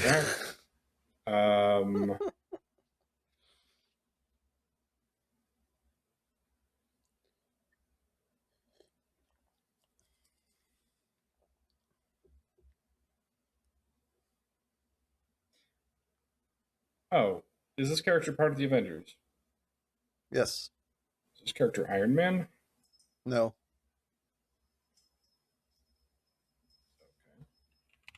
Okay. Put in those guesses, please. Not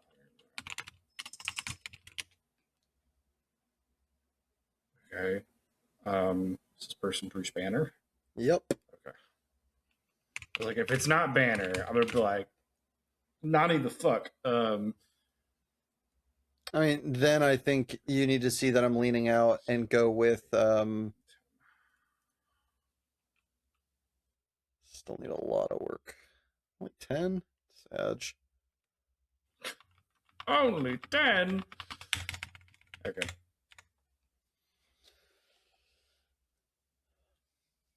Like you could I was really hoping you would like lean out for fucking Mr. Fantastic. I don't know that he's ever in the Avengers though. Mm-hmm. Fantastic Four are assimilated into the Avengers under like certain circumstances. Sure, I wouldn't consider him an Avenger though. For sure. Yeah. All right, last one to finally get us out of this failed attempt at a game. Fucking purgatory of a game. All right, last ones have been noticed. Like, yeah, The first one was the first one was set brutal a bad by a hard tone. margin. Yeah. All right. So experiment.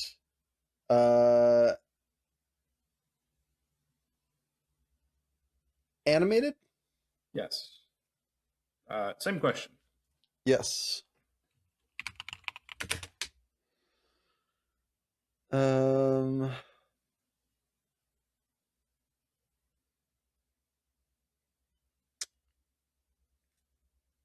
TV show? Yes, it's not why you know them.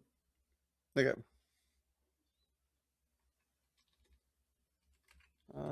Predominantly. I'm gonna say not TV show. Animated. Are they in a movie? Yes.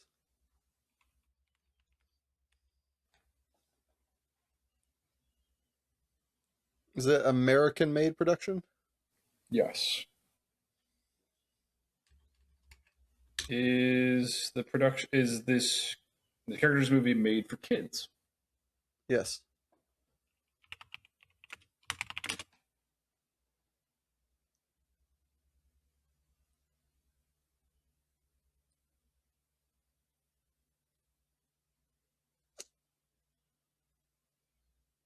Disney? Yes.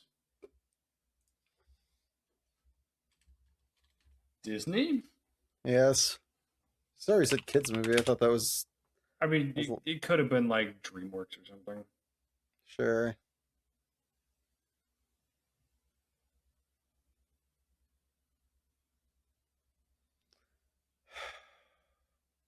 Stitch? Yeah. Yeah. Experiment 626? Yeah. Yeah. God damn it. I knew the second I guessed it, like you would know to guess it. I was like, Oh, man, I really hope this is The something second it was else. like kids movie Disney, I'm like, the next question is we're ripping the Stitch. I was pretty sure when it was a Yeah. kids movie. Or is it 4 or 5? Because we got them You're the following same me, count. so it's 4. Or wait, I'm seeing I 4. think I ate one. I took one more because I went first. No, did you? I thought I started. I mean, either way, you win by a lot. Me dying on the Kingpin Hill was Kingpin absolutely Woof. clobbered you. Yeah, as he often does. What the hell? So, as April concluded, I read my 4th book of the year. I took a break from Pierce Brown. Wish I didn't, because I read this hunk of fucking shit. Do not read this book. This book blows butt. Which is weird. It's called Johnny Magic and the Card Sharks. David Kushner is mid. His stuff is like, I mean, it's easy to read. It doesn't take long. The prose aren't absurd, but they're also just bland as all balls. It's just, you can do better. You can do better with your eyeballs. You can do better with your time. The fact that like, and this is going to lead me down a mild diatribe. The rating system in this country is too concerned with the way other people are going to feel, which is nice, but it leads to when something is bad, people rating it like a 3.8. Rate it a 2. If you did not like it, there were people on Goodreads that rated it like, this book sucked. I didn't like it. A 3. No! Rate it a 1. If you hated it, rate it badly. There was somebody that was like, I don't really like this. It wasn't worth my time. 4. Huh? A 4? You're gonna give this guy a 3.5 GPA and you thought it was drivel? Get the fuck out of here. Just fucking no. Fucking yeet. So bad. Like, I think, to be fair, this is probably a 2.5, and then I'm too close to the material, and so for me, it's like a 1.5, 2. Sure. I think because I know poker, I know magic, I know gambling, it was too boiled down. But here's the thing. Sure. At one point, he talks about Johnny Magic was in the files of the Pro Tour, and he played this card, and then he tapped it. He has not said what tap means at all. He doesn't describe the play of magic, which I think is correct. But to use a word that only Magic players are going to know, and it's on an enchantment that can't tap. The fuck are you doing? You're flipping off both parties. Hey, you don't know what this means. Also, that's not how this card works. Like, who is that for? Makes sense. Fuck, man. Also, the amount of time he talked about poker, and it was in this stupid, bland way that, like, I don't think anybody cared or learned anything, was just magnificent. Like, it was pages of a guy talking to the main character about how he should approach the game. And it was just like, maybe I'm too close to it, but I was like, I don't think anybody's getting shit out of this. I think you could have, like, summarized. He talked to him for hours about doing this and it improved his game. Moving on. Like, it was just like, nobody's gleaning shit from this. Yeah. And the amount of time, I mean, this book did come out in 2006, but the amount of time he talked about this guy reading and practicing the pickup artist game and getting women, and like, it felt like John Finkel paid to have this book written about himself. It just strokes him so much in different ways. It never portrays the main character it's an autobiography, it's about a real person, as like being a dipshit, a doofus, or an asshole at any point. He's always the good guy or the loser that gets better. Like, his worst characteristic is he's fat and doesn't understand people. But he gets beyond that by the end of the book because he's a human person. So don't read that book. It's not good. It's fucking... Instead, you should watch my recommendation and something myself and my editor have been really enjoying. Damon's The Shadow Realm. It is currently coming out, I believe, every Saturday on Crunchyroll. It is being created by the person that gave us Full Metal Alchemist Brotherhood. It's the first show they've done since then, which is wild because the show is not like, it's not new, but it's not old either. Or it's not old, it's not new either. It was like 2009 or something. Yeah, it's been a minute. And I mean, I'm really enjoying it. It's doofy, but in the perfect anime sort of way. It's really I've watched like the first 2 episodes. Slaps. Yeah, it's good. Yeah. Gobble. Traumatized children everywhere. Say less. But yeah, would highly recommend reading that instead of watching that. And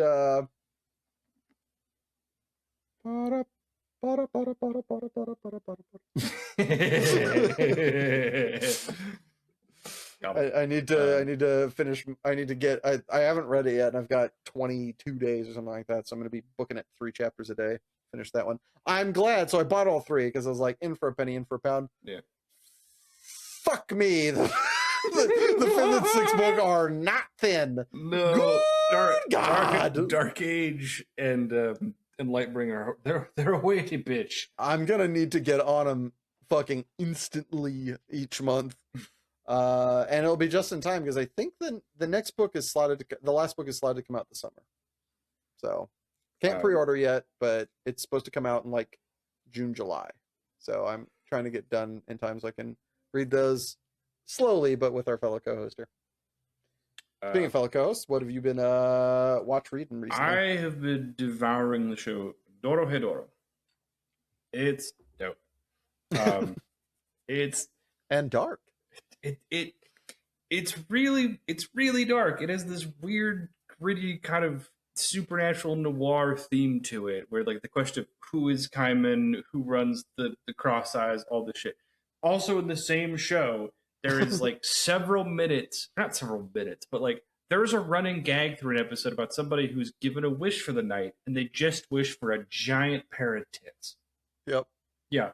And like it just numerous times them making a joke about it or complaining about it because, oh my God, her back hurts. Because she was A cup and then upgraded to quintuple F.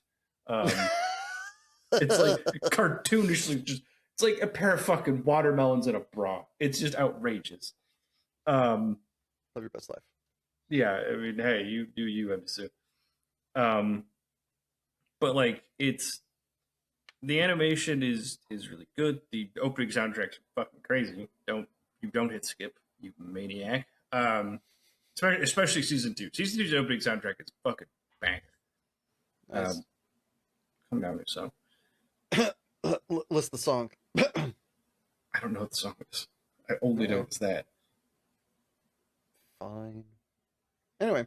Anyway, this is the same also show where the lizard guy like puts people in his mouth and goes, "Did you see blank person?" yeah, like or whatever? there's a person who's like, "What did they say to you?" And they're just like, "I wasn't it." Like, yeah, He just kills him.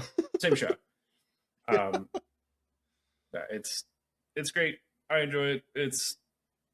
I say like season 2 is finishing up soon. Yeah. So yeah, I recommend it wholeheartedly. Sick. Well, as this ass jacket didn't decide to look up the song that he was recommending, I will give you a song to fill your earballs with.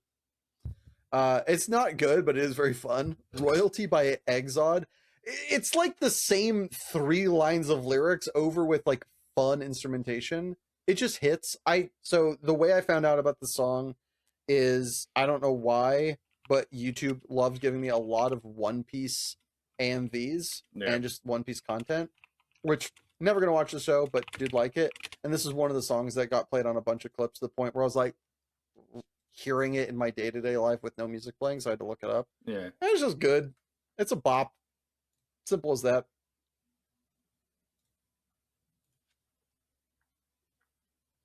Are you trying to look up the song fervently?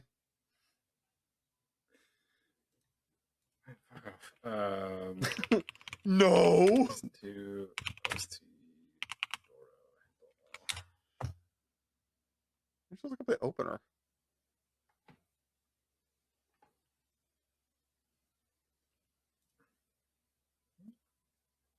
Hit him with the rage bait of do do do do do do do. What are we actually called? Pause. Calm down. Zetai Must Damen or Danman by No Name. What a great name for an artist. All right. Well, we'll make sure that's somewhere. In the interim, as we always do, let us do our quippening, my guy. Of the demanding female. Uh-huh. That. Fuck you. Has anyone seen my dad?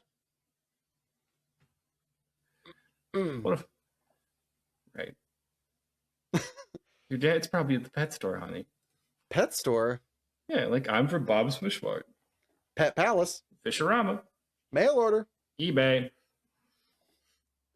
I'm from the ocean.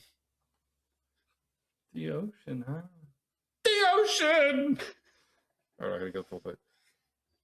Okay, Squirt here will now give you a rundown of proper exiting technique. Good afternoon! We're gonna have a great job today! Okay, first, crank a hard cutback as you hit the wall. There's a screaming bottom curve, so watch out! Remember, rip it, roll it, and punch it! It's like he's trying to speak to me, I know it! Look, you're really cute, but I can't understand what you're saying. Say the first thing again. I shall call him Squishy, and he shall be mine, and he shall be my Squishy. Come on, Squishy. Come on, little Squishy. Ow! Bad Squishy. What is it with men and asking for directions? Just keep swimming. What do? We swim, swim, swim.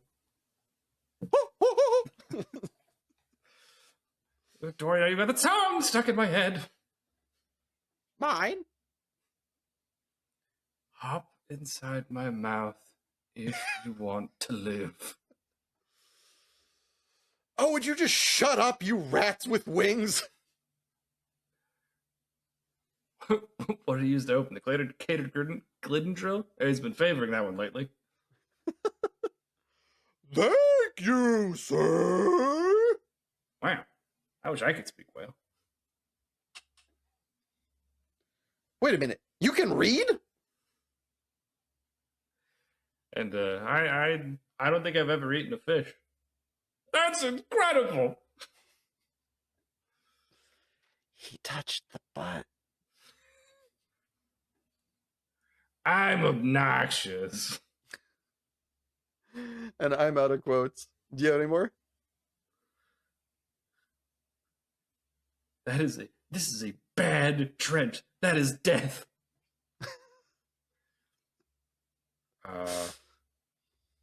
Oh, you want the mask? Oh, let's get the mask. P. Sherman 42 Wallaby Way, Sydney. I remembered it again. Well, that's our episode. Thank you for tuning in. And if you enjoyed this, please feel free to Like, comment, share, and subscribe. but don't forget, new episodes of Super Pros Bros come out the first and third Saturday of every month. Bye.